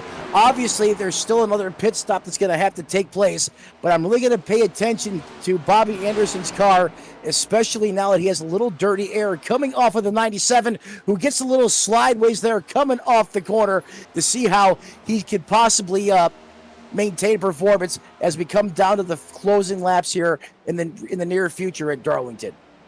We take a look here at the pit strategy, and this is the next thing that we're going to have to really start paying attention to. When are they going to come down? 42 laps on these tires of Long and Anderson, only 41 on Kavaja and Chris Davis. That's not really a big deal, if you will, as everybody now starting to cross the start-finish line. But 42 laps on these tires. That pit window we know is somewhere between 45 and 50 laps. Do you come down early? Do you come down late? And how long does Matt Long squeeze that fuel out of the fuel cell here in the 97 to maintain the lead that he currently holds out of Bobby Anderson? Honestly, as a driver, I'd be coming down as soon as the window opens, because I do not want to sacrifice tire. I don't want to sacrifice time on track. But some of these guys may try to push it to that 50-lap gap to try to, overcut a few people. But at the end of the day, it could end up hurting them in the long run. Like I said, if it was me, I'm coming in right as the window opens. Yeah, I agree with you 100% on that call there, Shane, especially, if I'm Matty Long, Bobby Anderson, Neil Pearson.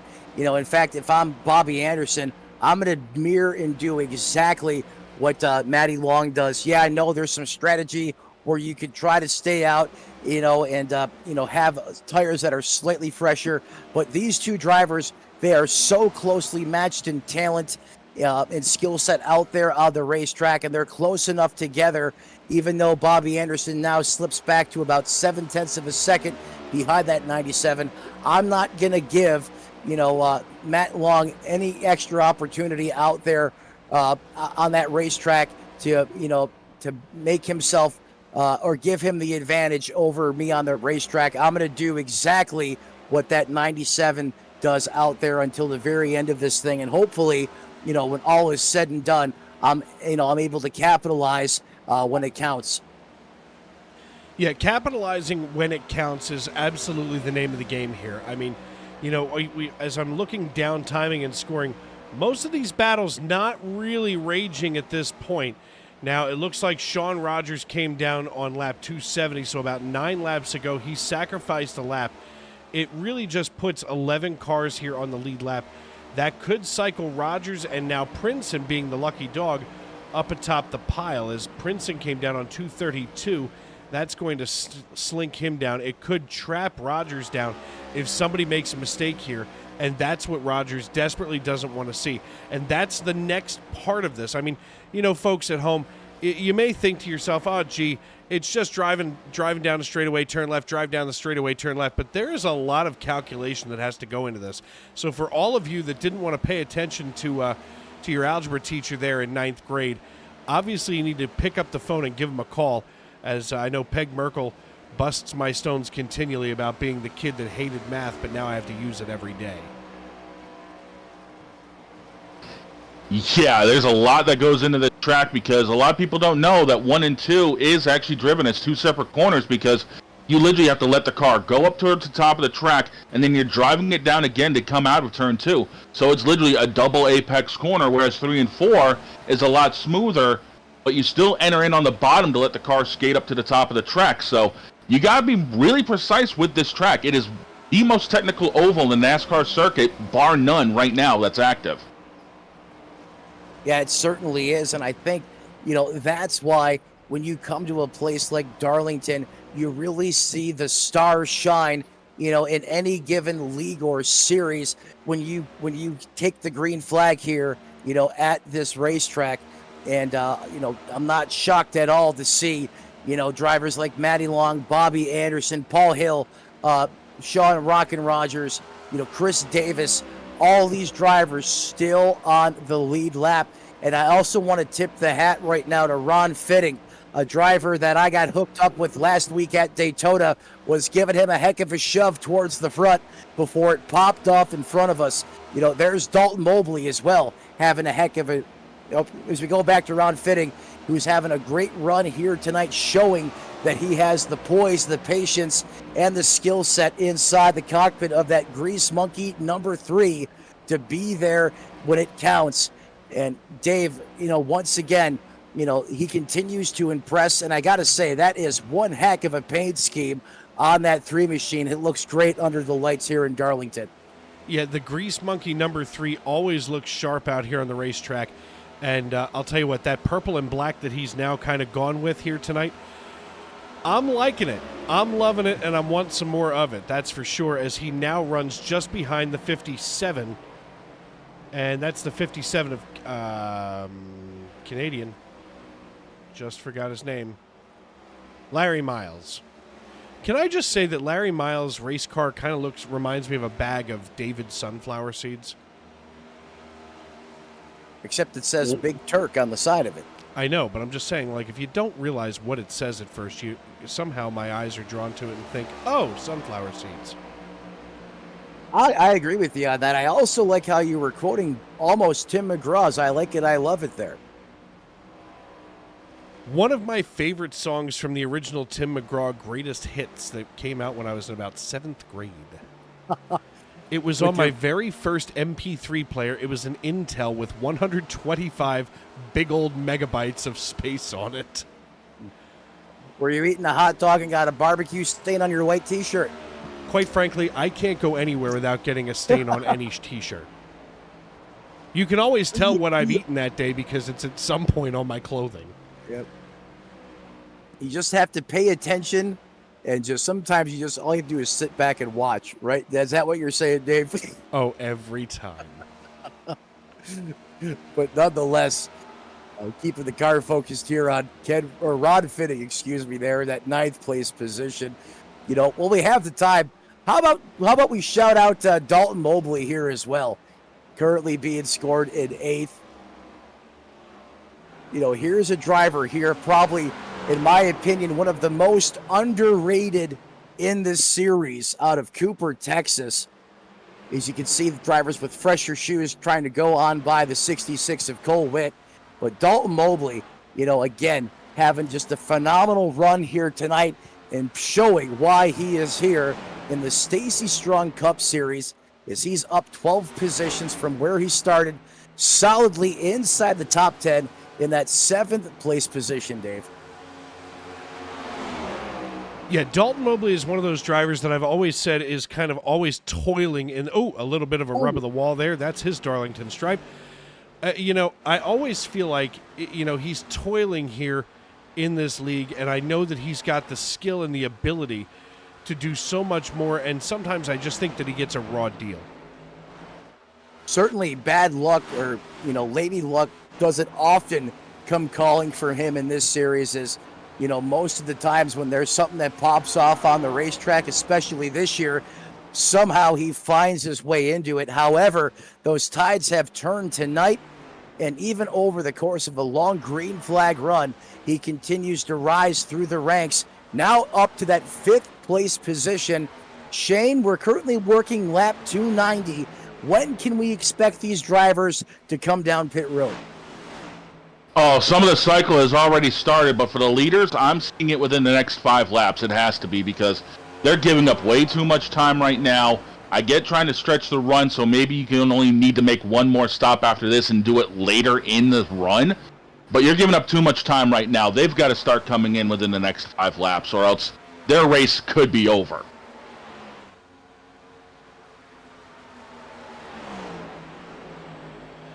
Speaking of could be over, 291 laps in the books, things starting to calm down nicely here. And I say calm down, but I mean, I look over at timing and scoring. Only one driver is in the yellow right now, and now it just went white. Just kidding. Chad Sanner was about the closest for a position battle here on the racetrack. And now he has fallen slightly further behind Michael Caffrey as we work 292. Dave Regal, Matt Metler, and Shane Lake with you here in the Tony Trapasso Memorial Broadcast booth. And I feel like, we always talk replacement value and things, of course, wins above replacement. And, folks, I have to work blue for just a moment here as the Allen experience. Matt comes and goes. I don't understand what the Allen experience is talking about. Does the Allen experience know what he's talking about? Don't we usually question that from time to time? Well, I'm just saying. But, here's the deal.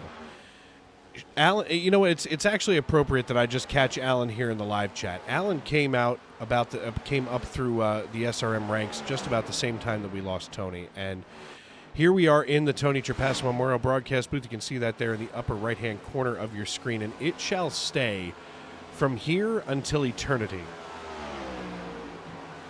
And I know Metler and I have a really unique relationship with Tony. I mean, Tony brought me into this company as terrified as I was.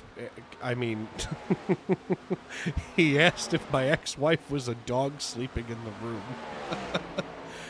My kids. I remember that. That was my very first broadcast. We were calling the Western States Racing League. My ex-wife was asleep in the bed behind me, and she was snoring. And he goes, I think your dog is growling or something to that effect. I forget what the line was. But I'm like, so I kill my mic and I'm like, no, that's my ex-wife. And he could hear me the whole time, like you guys do on the back channel, begging her to wake up or stop snoring or do something. So he has been with me since, lap number 1, race number 1. And, although that he may not be here physically anymore, I know that he rides, at least with Metler and I, in spirit every week. It's why we start the race the way that I do. It's why we say goodnight the way that we do. And this race here is special to me because this was the last one that Tony called. And Metler, you got to work with him on that last race. And I wish we would have known that was going to be the last race. You know what? I think it's impossible for any of us to realize what was going to happen in the recent future, or I should say just hours after, this race ended. Tony was, such a large, bigger than life personality. You never, ever would have thought that could happen, especially to someone, like Tony Trapasso. However, I'm very grateful that I was the last one to call a race with him on Sim Racing Mania. That's something that, I carry with me and always think about him, especially when I'm up here in the Stacy Strong Cup Series broadcast booth with you, Dave. And I wouldn't have it any other way as far as, naming this broadcast booth after him.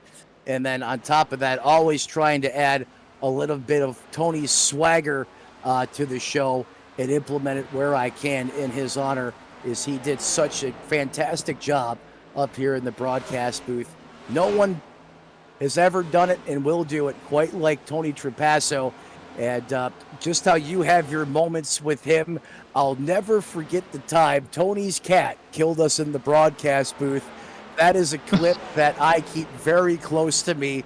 With those times that I'm, that I'm down, I miss him or just need to rekindle, the fire, if you will, for broadcasting. I just play that baby back, and I cannot get the smile off my face. However, when it happened in real time, I didn't know what happened. I didn't know if he was crying, if he was having a heart attack, had to use the bathroom. And it wasn't until about 10 seconds after, he broke the airwaves with, "What did you eat?"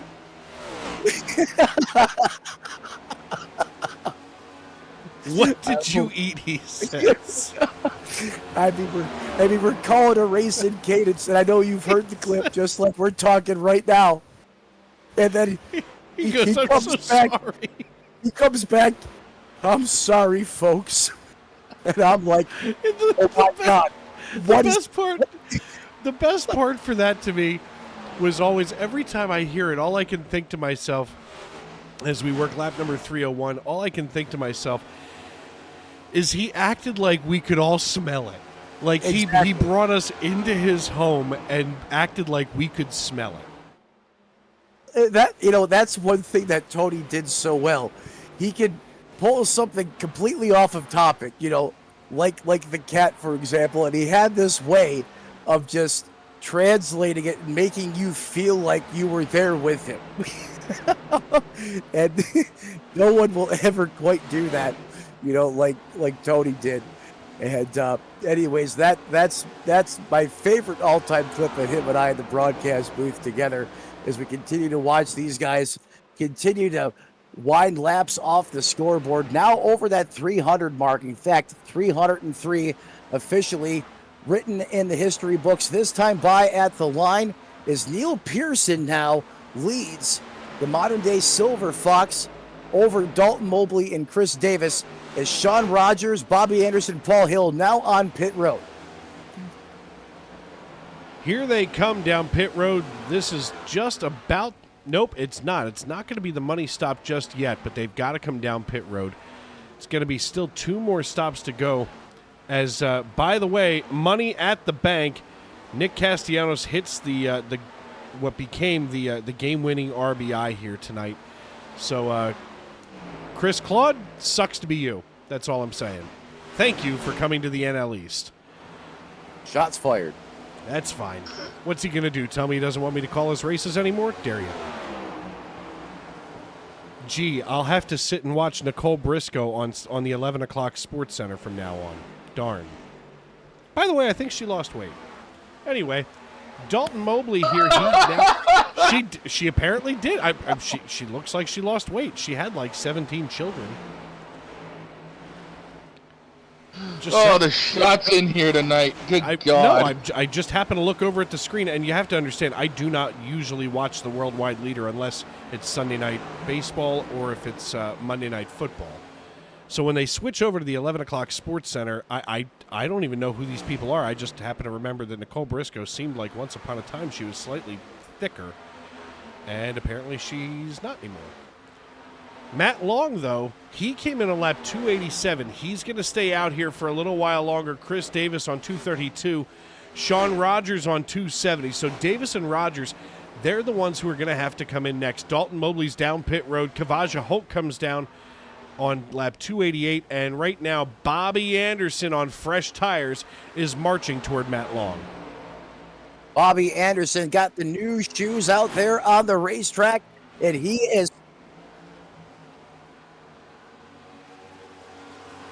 I apologize, ladies and gentlemen. My mic dropped out there for a moment, but as I was saying, Bobby Anderson, the first man in town on new shoes, in on lap 302, and you can see the difference in performance out there on the racetrack as he draws a bead on the back of that dark horse being piloted by Kavaja Holt. He's going to make quick work of him into the turns 1 and 2 complex as he slides up the racetrack and mashes back on the loud pedal. That's going to be good for that 4th place position.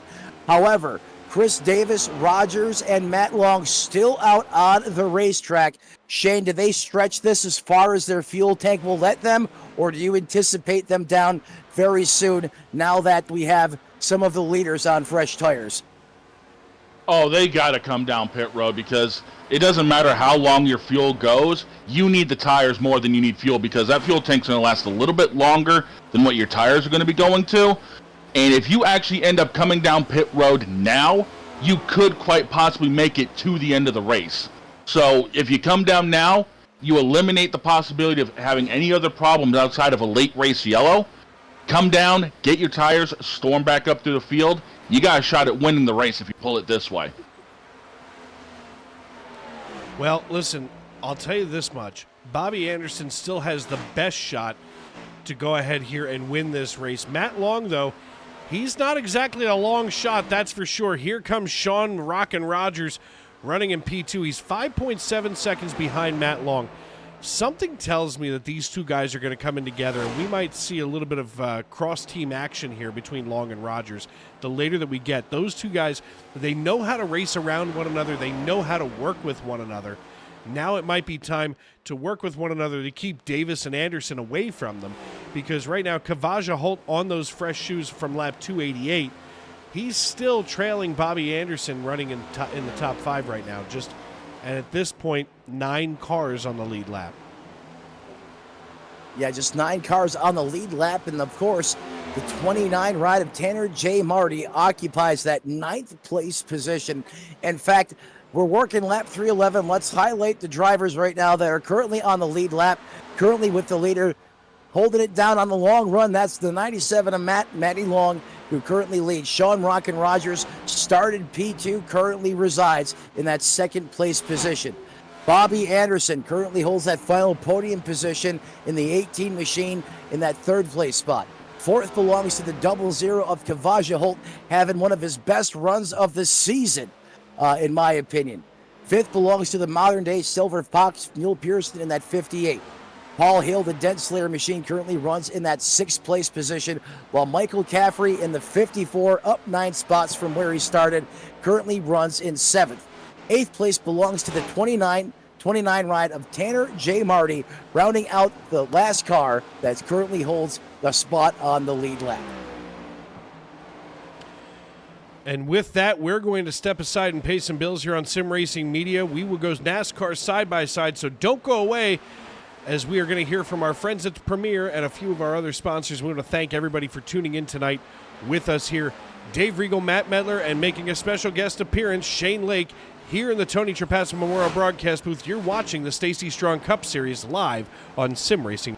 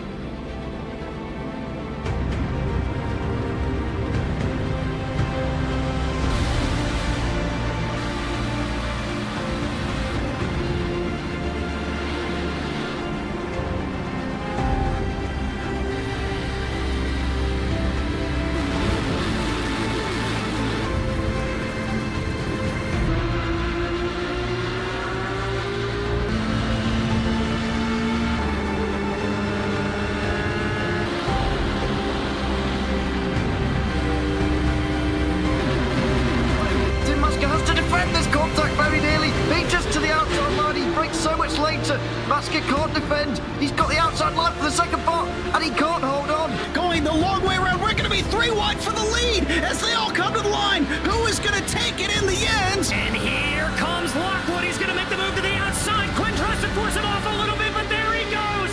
It's going to be side by side through turn 1. Will he be able to cover him off? He does.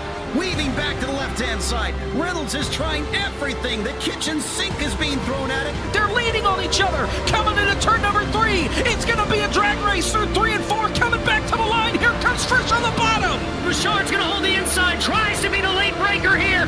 They're going to be side by side through the final chicane. They bang doors, but keep it clean. As that's still 4 wide on the run down into the back straightaway. Demerit's looking for a line as well. What is going on in Michigan?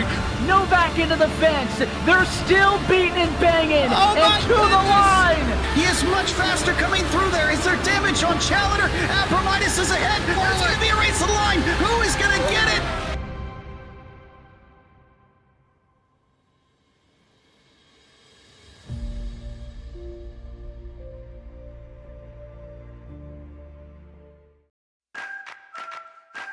Preen Garden Weed Preventer and Preen Garden Weed Preventer Plus Plant Food block weeds before they start and are safe for use around over 400 flowers, vegetables, trees, and shrubs. Best of all, they give you 3 months of freedom from weeding in just 4 easy steps. You can apply Preen anytime before or during the growing season. But since it's a weed preventer, not a weed killer, early spring is best. Here's how. Start by removing existing weeds and their roots in the area where you want to apply Preen. Sprinkle granules directly onto dry soil, mulch, or stone so that they're evenly spaced. Within 24 hours of applying, integrate the granules into the top layer of soil or mulch or stone-covered bed. Finally, water with a hose or sprinkler or a well-timed soaking rain to activate the protective weed barrier. When activated, Preen creates an invisible weed-fighting barrier just below the soil surface that targets and prevents weed seeds from sprouting and forming roots. People and pets may enter the treated area once dusts have settled and the area is thoroughly dry from watering or first rain. That's it.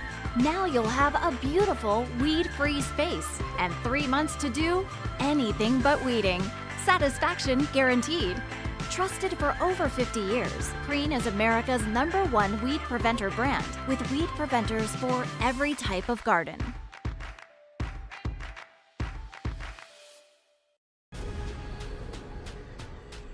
The most realistic online racing sim ever made. This is iRacing.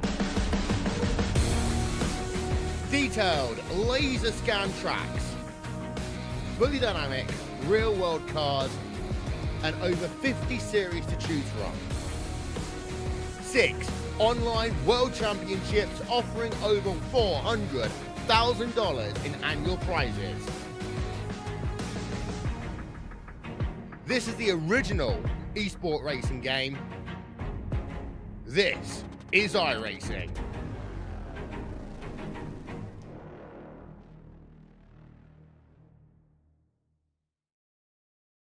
So hi, my name's Christy. I am a wife, a mother of 3 children. I am a sister and an aunt of lots of nieces and nephews, and I'm also a substitute teacher.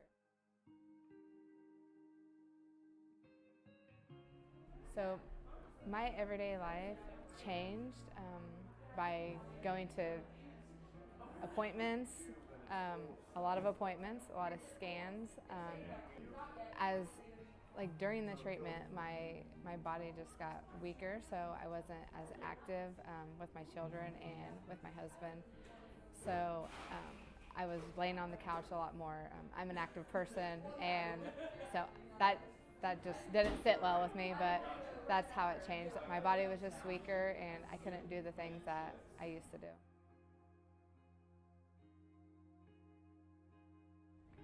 So there was a lady in where I live from a local church who had heard that I had breast cancer, and she sent me a letter just reaching out for support, and she actually said that she's the one that told me about Trisha's Hope and that I should contact them, so I did.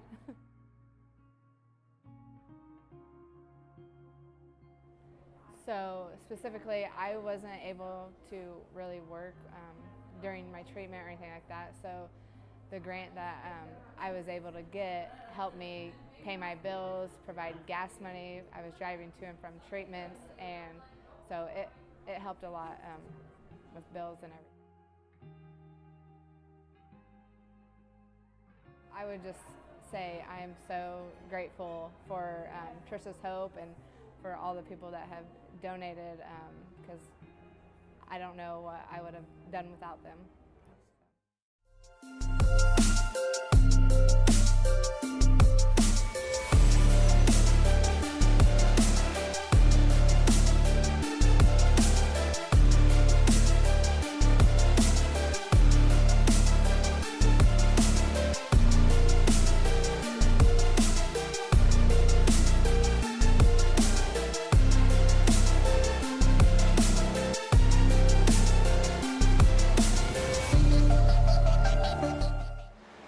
Race fans, welcome back to Darlington, South Carolina, as we're under 30 laps to go in the regular season final right here in the Stacy Strong Cup Series. Is Matt Long's going to give up the lead as we come back into coverage and send the 97 Liquid Death Mustang down pit road for his potential final stop tonight? This the money stop for the 97 as we follow on board with him down pit road as he has his pit box in sight. Dave creeping at a slow crawl of 45 miles an hour. It feels like an eternity, especially as when you give up the lead of this race to come on down pit road. He wants to stop perfectly in his box here. He does as we wait for that jack to go up. For Dr. Feelgood's going to go on that race car to Kansas Sunoco Racing Fuel as well, to get him the rest of the scheduled distance here, which is 367 laps.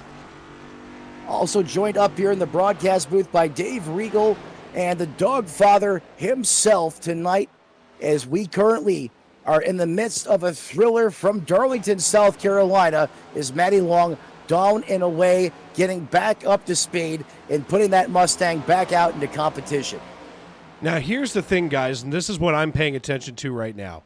Matt Long comes in on lap 330, right? We're now on 333. Bobby Anderson and Neil Pearson came down on 302 and 303. I don't think they've got enough to get to the end. In fact, as I'm looking, them and, let's see, who came out on 305? Dalton Mobley came down on 305. Let's take a look at the pit strategy for this top 10. Shane, I don't know. I think Matt Long is the only driver that's got enough to get there from here to now, or from here to then.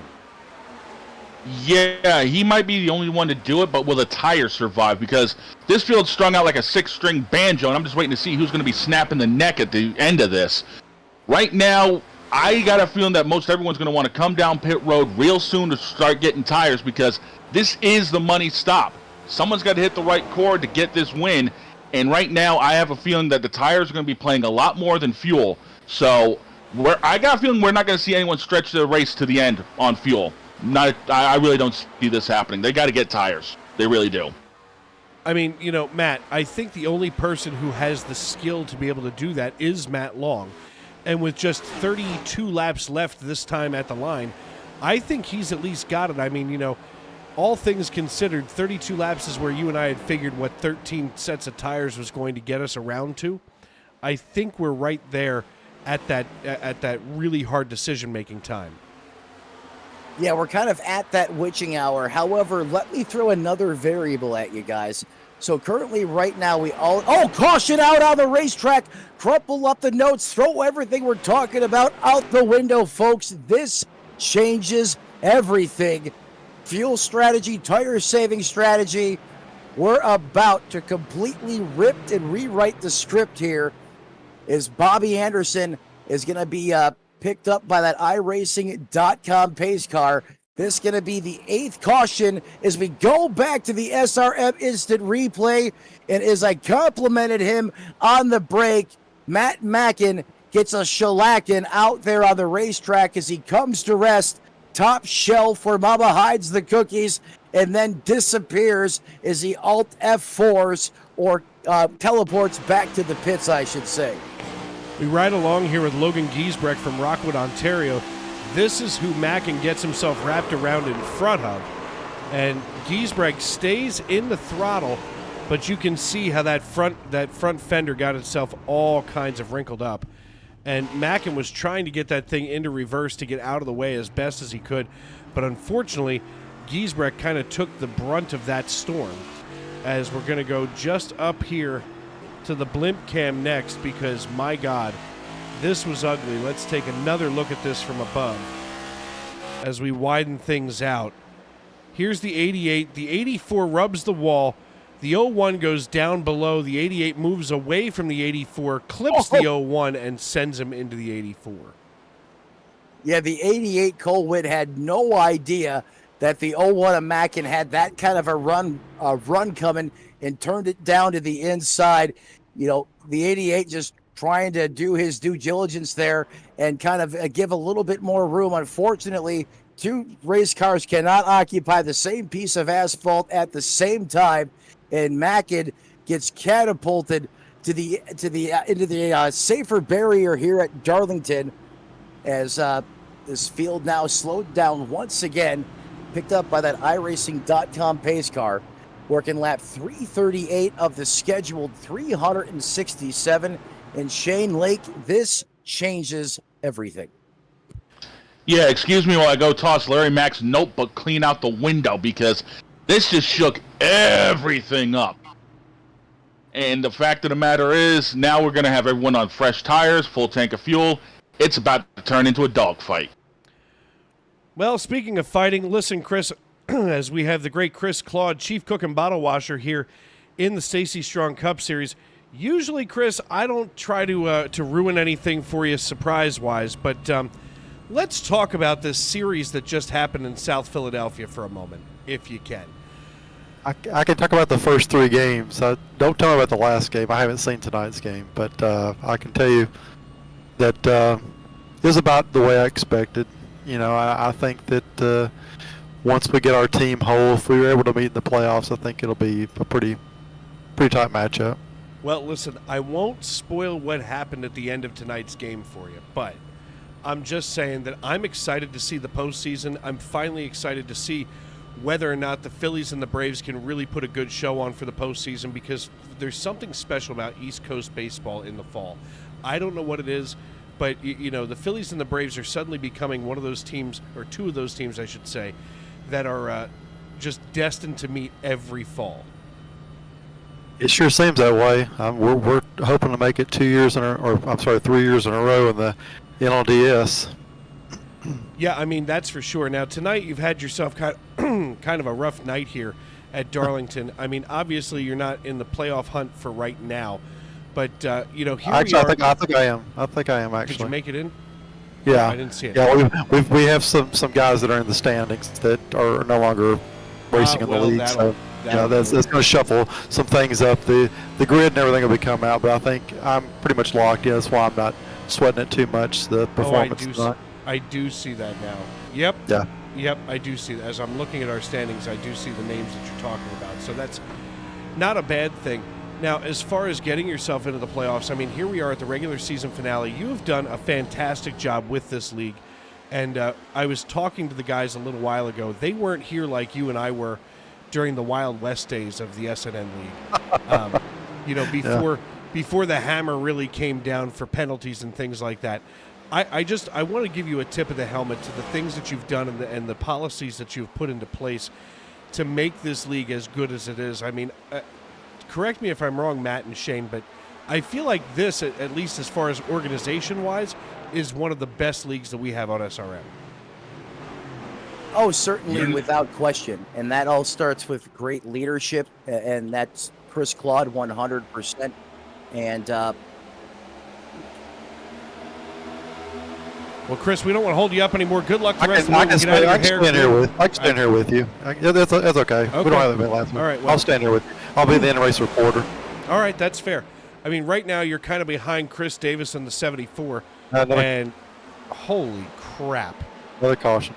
Kavaja Holt just bought the big one. Yeah, And, I think Paul said that he made the mistake on that one. You know, here's the thing, and I say this all the time.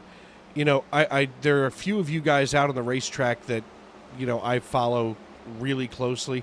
Kavaja is one of them. You're, of course, another one of the drivers that I cheer for silently up here in the booth, sometimes unashamedly.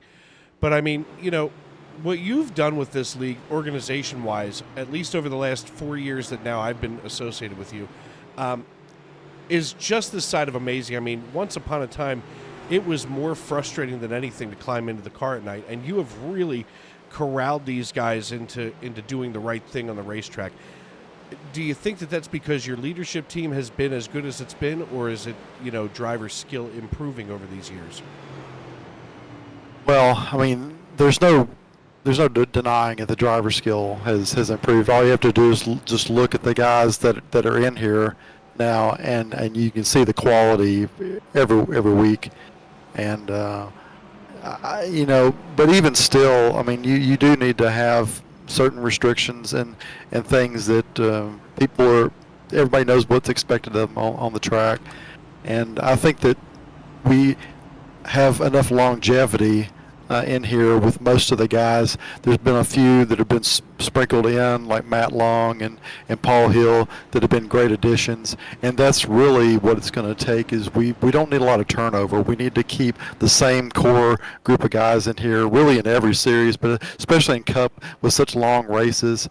I mean, it takes a great deal of dedication to run these races, as you know. And I really appreciate the sacrifice that, you know, a lot of families get put on hold and everything during the season, especially on Sunday night. And I'm really proud of what everybody has been able to do tonight. I'm hoping that we won't spoil it here at the end with a bunch of cautions. But I know that this is the time of the night where people are going to be more aggressive. So we may have a few more, but at least we had a nice long stretch there for about an hour and 15 minutes, hour and a half without a caution, something like that. Yeah, it definitely got very strung out there because we had such a long green flag run, which, you know, up here in the broadcast booth, that gave us a little bit of latitude to start observing other things. Now, the question that I have for you, the native of Fairview, Tennessee, how do you take your hot dog? I take it plain, actually. I don't have anything. If I did have anything on it, it would be ketchup, probably. I wouldn't have mustard on there like a lot of people do. I certainly wouldn't have relish on there. I'm a very picky eater, so I usually just eat the hot dog just plain, just the bun and the hot dog. All right, so you and Sean Rockin' Rogers take your hot dogs the exact same way. Amanda Price checked into the live chat earlier and let us know that Sean is all about the plain hot dog. Were there any preferences to the brand of hot dog that seems to be the best? Now, to me, you have to understand, I live in southeastern Pennsylvania, so we've got a lot of meat packing plants. I prefer Burke's Packing's hot dogs. In fact, I've got 2 pounds of them in the refrigerator right now. But yeah, to me, it's Burke's Packing's griller hot dogs. I'm not a ballpark fan, and Nathan's can absolutely go suck an egg. Yeah, we don't have that here. That must be more of a regional brand. We do have the ballpark. We have Nathan's. We have the Hebrew National. Hebrew National. I was about to say Jewish National, but Hebrew National. Hebrew, Jewish, it's all the same thing. It's all beef. The other thing is, and now also here, I'm slightly partial to the Hatfield Quality Meats hot dog. Of course, that is definitely regional, like Burke says. Of course, Hatfield is the official hot dog of the Philadelphia Phillies, and Burke's is the official hot dog of the Reading Fightin' Phils AA affiliate of the Phillies. So I'm partial thanks to baseball, but it's good to know that you're a plain hot dog kind of guy, you and Sean. But we've been polling everybody that we pulled into the booth tonight for reasons I can't quite explain. And, of course, you'll also appreciate tomorrow when I know that you're going to watch this backward. I've invited you to fire me this evening, and we talked about spotted dick, which apparently is a British delicacy. Okay. Wow. We have covered a lot of information tonight here. But Sounds listen, like it. good luck. You've got 22 to go here at the line. Thank you, Chris Claude. We appreciate everything that you do for us here at Sim Racing Media. Thanks, buddy. Thanks, Nate. Thanks you too, Dave. Well, gentlemen, another country heard from another plain hot dog connoisseur. And I got to be honest, I kind of had Chris being a plain hot dog kind of guy. He reminds me of a plain hot dog guy. Well, unfortunately, that plain hot dog guy had a restart, not probably to his liking, as he got kind of pushed up there into the fence and had to wall ride there for a little bit, but he gets it down and back in gear and underway here. Lap 347 of 367 into the books. Bobby Anderson in the Mean Machine leads over Neil Pearson, Dalton Mobley, who continues to have his run of the season. Chris Davis and Paul Hill round out the top 5, with Sean Rogers lurking in 6th. 30 to go right here at the line as we cross right now. 20 to go. Everybody can make it from this point. Neil Pearson just laid down fast time of the race at 29.02 seconds. Shane, listen, this is still anybody's race, and with those couple of cautions that we just had, everybody was pretty much able to get themselves on the same pit cycle. Do you see this as being a problem, or is this about to make the end of this race incredibly exciting? As Larry Mack would tell DW before the start of every race, you better reach down there and pull those belts tight one more time. We gonna have ourselves some fireworks by the time this race is over. And in fact, the fireworks may have been lit as Neil Pearson has kicked on the afterburner. We're going to squirt back just a couple spots here in the field on that 7th place position where the Hornets' Nest is. Kavaja Holt doing battle out there on the racetrack. Matty Long there as well in the 97 Death Wish machine, who has been absolutely fantastic throughout the course of this run tonight. A little side-by-side John Force action between him and the 29 ride of Tanner J. Marty, working into the corner here just in front of Matty Long in that 7th place position. Kavaja now rumbling down the Boeing backstretch as he gets ready to set up for the turns 3 and 4 complex. Bobby Anderson up front, though, continues to carry the torch over Neil Pearson, Dalton Mobley. Kavaja gets loose coming out of turn 4. He's got to wrangle this thing back in. He's going to allow the 54 and the 29 to get around him. Wow! The 29 just beats it into the wall, and all of a sudden, here comes Matty Long on the low side, squeezing past Kavaja. Kavaja slings it to the inside. He thinks better of it and stays here up against the wall. He's going to have to find a way to get around Matt Long. I just don't think that Matt Long is going to put up with any of that BS. With 16 laps to go here at Darlington Raceway, it looks like Matt Long is going to be on a marching path toward where Bobby Anderson is. And as you had just mentioned, we look here from Bobby Anderson out the rear, and we can see Neil Pearson lurking. And this is a battle that I feel like has been set up all night long. Neil Pearson is one of those drivers that, you know, he will hold back just a little bit. He kind of does it Barrett Coffee style, and he will hold back just here until the end of this race.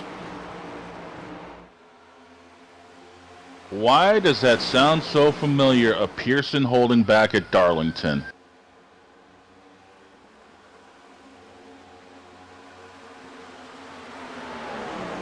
Well, that's because we've seen that throughout the course of history at this racetrack.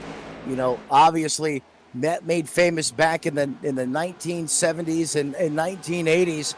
As we fast forward now to the year 2024 on the iRacing simulator side of things, that's when the modern day Silver Fox takes over, and that is the 58 of Neil Pearson, who is trailing a mere inches at times off the 18 of that Dark Horse Ford Mustang, who continues to lead. However, Neil Pearson understands the time to go is now and is coming quick, fast, and in a hurry. He is not going to let Bobby Anderson get away from him in his Chevrolet. However, I also want to flip the script here a little bit and talk about another driver that is on the move, and that is Dalton Mobley, who is on a charge with Chris Davis in trail. This is in that 4th and 5th place position, and Dave, they are running down the leaders. As Dalton Mobley continues now to close in. Last time by, he ran a 29:47. As those lap times just updated, as I was getting ready to call out the last lap times, Chris Davis had a 29:56. Fastest car on the racetrack, still Bobby Anderson. But Shane, you mentioned this track is a cheese grater, and if you push it too hard too soon, those tires will fall off before the remaining laps before we run out of laps here at Darlington. 12 laps to go, now 11 as we cross the start-finish line. Bobby Anderson leading Neil Pearson here. And Shane, I feel like you absolutely, hit the nail on the head as we look behind here. Look at Dalton Mobley, Chris Davis, and Paul Hill. In fact, we're going to go on board here with Paul Hill. Take a look at this, Shane, and tell me that this is not the most stressful thing that a racer can be dealing with now 10 laps to go at the line. Oh, it most easily is. I mean, you're looking out right now. The top two cars are getting away from you. You look in your mirror, you got two hungry dogs in your rear. Now three, as we got somebody still trying to recover after bouncing off the fence. Yeah, it's getting a little bit tough up here. So you got to be able to focus on what's going on in front of you, but also keep an eye on the rearview mirror, especially coming off corners for who's trying to get a run. I'm just looking over some of these paint jobs now that I got a second. I love still seeing a little bit of throwback love. It is Darlington, but we still got some dog fighting going on up here, and I am all for it because I don't think we're done with having a caution or two, and I don't think we're done with the chaos quite yet. I think the Lady in Black still got a few tricks up her sleeves for everybody. She certainly does, as Sean Rogers just worked his way around Dalton Mobley and made it look just that easy, like a hot knife through butter, as now he's going to have to set sail for Paul Hill, holding on to fourth position. Right now, the last thing Paul Hill wants to see is a caution flag because he doesn't want Sean Rogers anywhere near him right now. Sean Rogers is like a lion waiting in the weeds, waiting for that gazelle to make a mistake while they take a drink of water.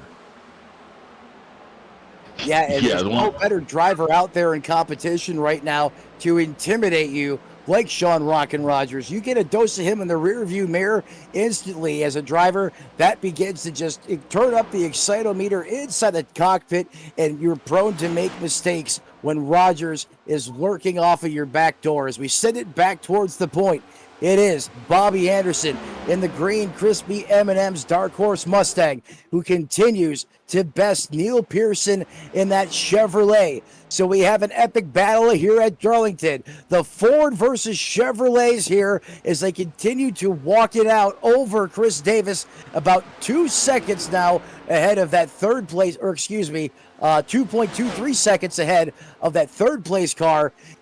Shade is Neil Pearson right now just buying his time, trying to make Bobby Anderson use up his stuff, or do you think Pearson is running just as hard as the 18 is right now, giving it everything they have? Here's the thing, and this is more about the equity that NASCAR has been hoping for the last couple of generations here in the Cup Series. There's a Ford, a Chevrolet, and a Toyota atop the pile. This is what they've been hoping for decades. And that equity is finally starting to show itself a little bit better here as Anderson, Pearson, and Davis get their blue oval bow tie and whatever that thing is for Toyota up here. 1, 2, 3 they go. What is that thing for Toyota? It's a Camry. It's a Camry. That's called a Camry? It's called a Camry. I think he was talking about the logo. Yeah. Oh, that thing? It looks like a cowboy wearing a hat.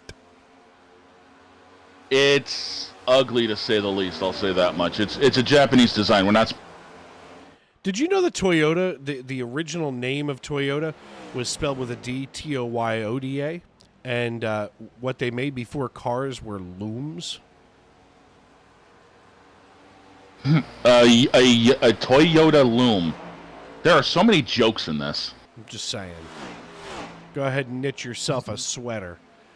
Bobby Anderson leads us here with 3 laps to go. He's being chased down by Neil Pearson, and Bobby Anderson may have been holding back as well because he suddenly started gapping Anderson now by just less than 0.4 of a second as he rolls it out of turn number 4. All I see is a bunch of fans in the stands. The popsicle sticks go in the air. We're 2 laps to go. Bobby Anderson continues to dial up the wick and increase the performance in that Dark Horse Mustang as he rumbles off the corner here and fires it down the Boeing backstretch. Neil Pearson also turning up the lap times as well. His last time by, he ran a 29:46 to Bobby Anderson's 26:96. So Pearson has now lit the afterburner, but does he have enough time? One popsicle sticks come down, white flag to go in the Mean Machine being piloted by Bobby Anderson. Laps the final time to the turns 1 and 2 complex. Bobby Anderson hauls it out of turn 2. He goes down the backstretch. That's the Boeing backstretch as he hauls it into turn number 3. He's trailed by Neil Pearson now by 0.6 of a second. He's grown the gap. Pearson can only look on from behind. Now, all of a sudden, the battle for third heats up as Bobby Anderson crosses the start-finish line. Chris Davis, we have a three-way battle, and it turns out to be Chris Davis in the 74. My God, we're going to take one look at that before we go and talk about Bobby Anderson. Look at this checkered flag finish here. It's Three okay cars to come three-way. across. Wow. I love it. Sean Rogers nearly caught that third position on the podium. You know, David Shane called it. He said it was going to get rowdy at the finish, and it absolutely did for that third place position. But how about Bobby Anderson? I mean, this man had the plan from the drop of the green flag, executed to perfection. He displayed the discipline, the skill set, and had the boogie under the hoodie when it mattered to score big here in the Southern 500. And he gets the win under the lights in prime time, and he gets the rest of the good out of those good years. What a drive from Bobby Anderson, guys. Yeah, he put up a master class today, that's for sure. I mean, this track requires you to save a lot of tire, requires you to be patient, but when you have to drop the hammer and the lights come up, you got to be able to, as he knocks a few dents out of the back end of that car. Yeah, he ended up putting up a great clinic here today, and, you know, it was a win well-deserved for the way he was driving that number 18 M&M's Ford. And, Matt, I believe you have our race winner, Bobby Anderson, with you now. Bobby Anderson, Matt, Dave, and the Dogfather up in the Tony Trapasso Memorial booth. You got a copy, buddy. Hey, Dave. Hey, Matt. I don't know who the Dogfather is, but it's nice to meet you, too. We'll talk soon, trust me. Bobby Anderson, what a drive from you in that 18 M&M's Ford Mustang tonight. We heard from you earlier in the race. It was going to take patience. It was going to take skill, and it was going to have to ultimately come down to a showdown with a driver that you know really well, Neil Pearson. How were you able to hold him off and put that Ford in victory lane here under the lights in prime time? Man, I'm lucky that I had the track position. A lot of guys I respect. I race in another league too. Never won in that league. I haven't won in this league yet, so this means a lot. There's a lot of tough competition in here, week in, week out, and I'm just blessed to be sitting here in victory lane at a track that I really enjoy. I really love Darlington, and it's special to get a win, especially in the Southern 500. You know, Bobby, in this series, you have been so close so many times, and somehow, some way, adversity would find you late on the racetrack, whether it would be a caution, a late race incident. But tonight, you turn the tides, and you go out there on potentially one of the biggest stages, and you get your win here in the Stacy Strong Cup Series. How much does this win mean to you, especially coming at a racetrack like Darlington? So much. So Matt Long, he made a couple mistakes tonight late in the race, but it was going to be him and me there at the end, and then I had to hold off Neil on the short run. I told you guys early in the race I wasn't that confident in my short run speed, but fortunately I had the track position and I was able to just give him some dirty air. And as far as what it means, like I told you guys, I don't get a lot of wins. These are rare for me. And to have this come at Darlington at a track that I really love so much, and to have it come in the 500-mile race, which is really like a true test of just sheer willpower and endurance in the sport of NASCAR, it means a lot. You know, Bobby, you mentioned earlier in the broadcast, and you just alluded to it as well. You didn't think you had the short run speed in that crispy M&M's machine. The last time you came down pit road, did you make any adjustments to the balance of that race car, or did you just put 4 tires on, send it back out there in competition? Yeah, not a bit, and that's what I was worried about. I know some of these other guys know how to really tweak their cars for short run, and I thought about juicing up the tire pressures a little bit, but we had just enough laps. I think we had like 20 to 25 laps where I just didn't want to toy with it too much. And, I felt like at the very minimum, I could dirty the air up enough for Neil to maybe put some pressure on his right front. And we're on the same radio channel, and that's what he was telling me there at the end. He was like, I just totally lost my right front. I got nothing for you. Well, there he is, ladies and gentlemen, Bobby Anderson. Before we cut you loose, who do you want to thank who helps you get it done on that 18 machine? Thanks to Ryko Performance, great set that they put together, and then thanks always to Neil and Matt. They're a pleasure to be with as teammates and be on the radio. They continually push me to be a better driver, and I just really appreciate the opportunity to race with them and be on the radio with them to hear some of their expertise week in and week out. Well, there he is, ladies and gentlemen. Bobby Anderson comes through on the biggest stage here tonight in Darlington, South Carolina, where Lady Luck has often eluded him in the Stacy Strong Cup Series, but not tonight, as he punches through and dominates this race at the end. Had the speed in that 18 machine to best some of the best drivers in this league, including Neil Pearson, Chris Davis, and others. Bobby Anderson gets the thrilling win here in Darlington. I'm going to send it back up top to you, Dave, and Don the Dogfather.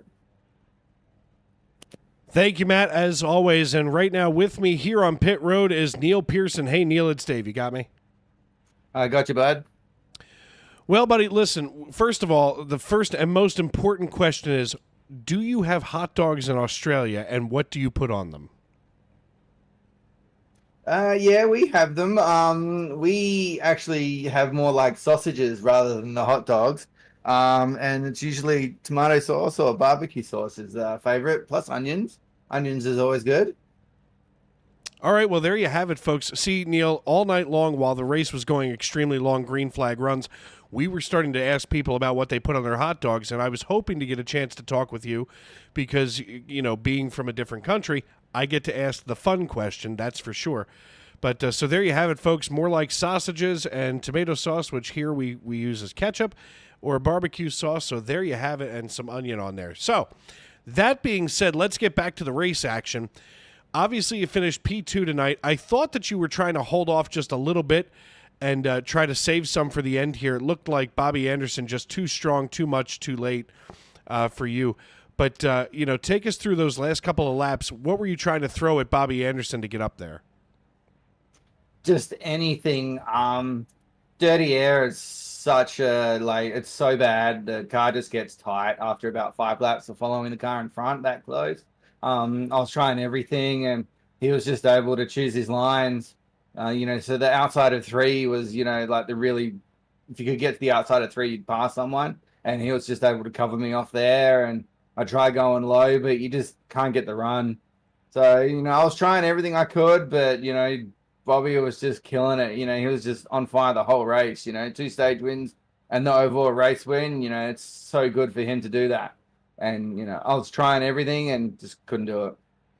Yeah, I mean, sometimes that's got to be frustrating, especially when you're throwing haymakers at somebody and it's like, hey, I'm trying to get up here. I'm trying to do the best I can, and it's just, too little too late. But Darlington will do that to a driver.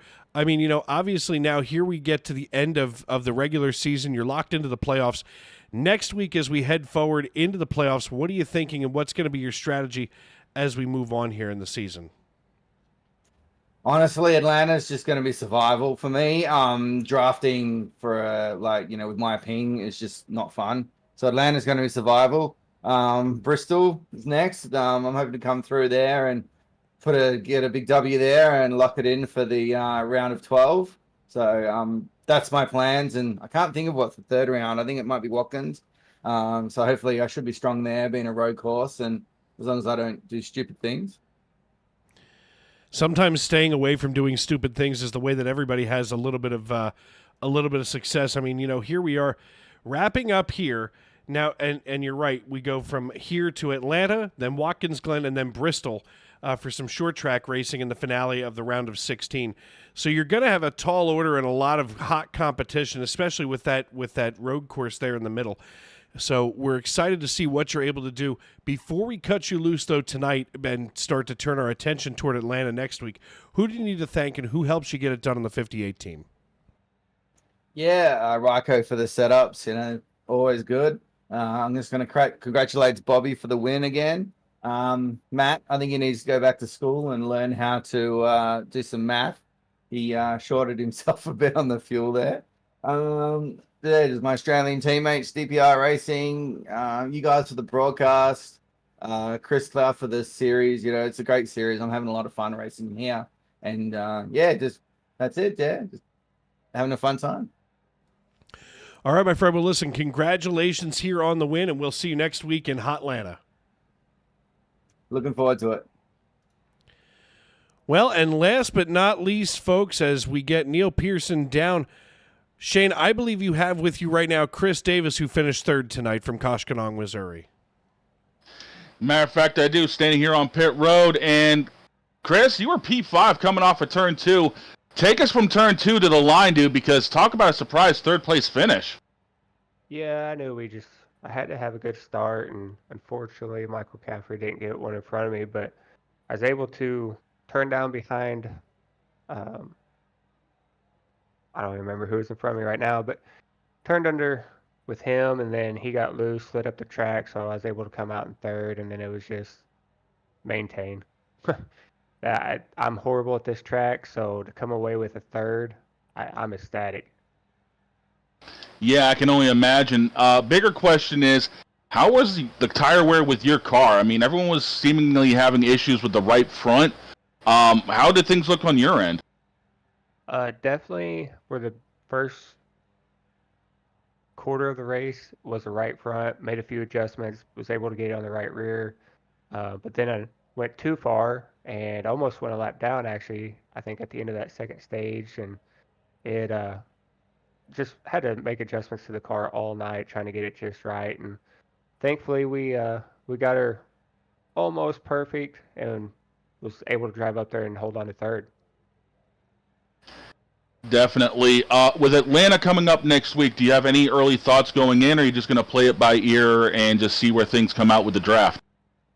I'm looking forward to Atlanta. Me and my teammate Sean Rogers, both really good at pushing and plate tracks, so got that one circled for getting us a win, and hopefully we can walk away there in a good playoff spot. Well, before we let you go, is there anyone you want to thank on the side of that number 74 Toyota Camry? Yeah, I got to thank my teammates, Sean Rogers, Jeff Carson, all the Beast Mode guys, and then Ram Welding and Fabrication, Martin Sports, Iron Horse Liveries for the paint scheme, and then you guys for putting on the broadcast. All right, man. Well, enjoy this P3 finish. We'll see you next week at Atlanta. Dave, back up in the booth with you.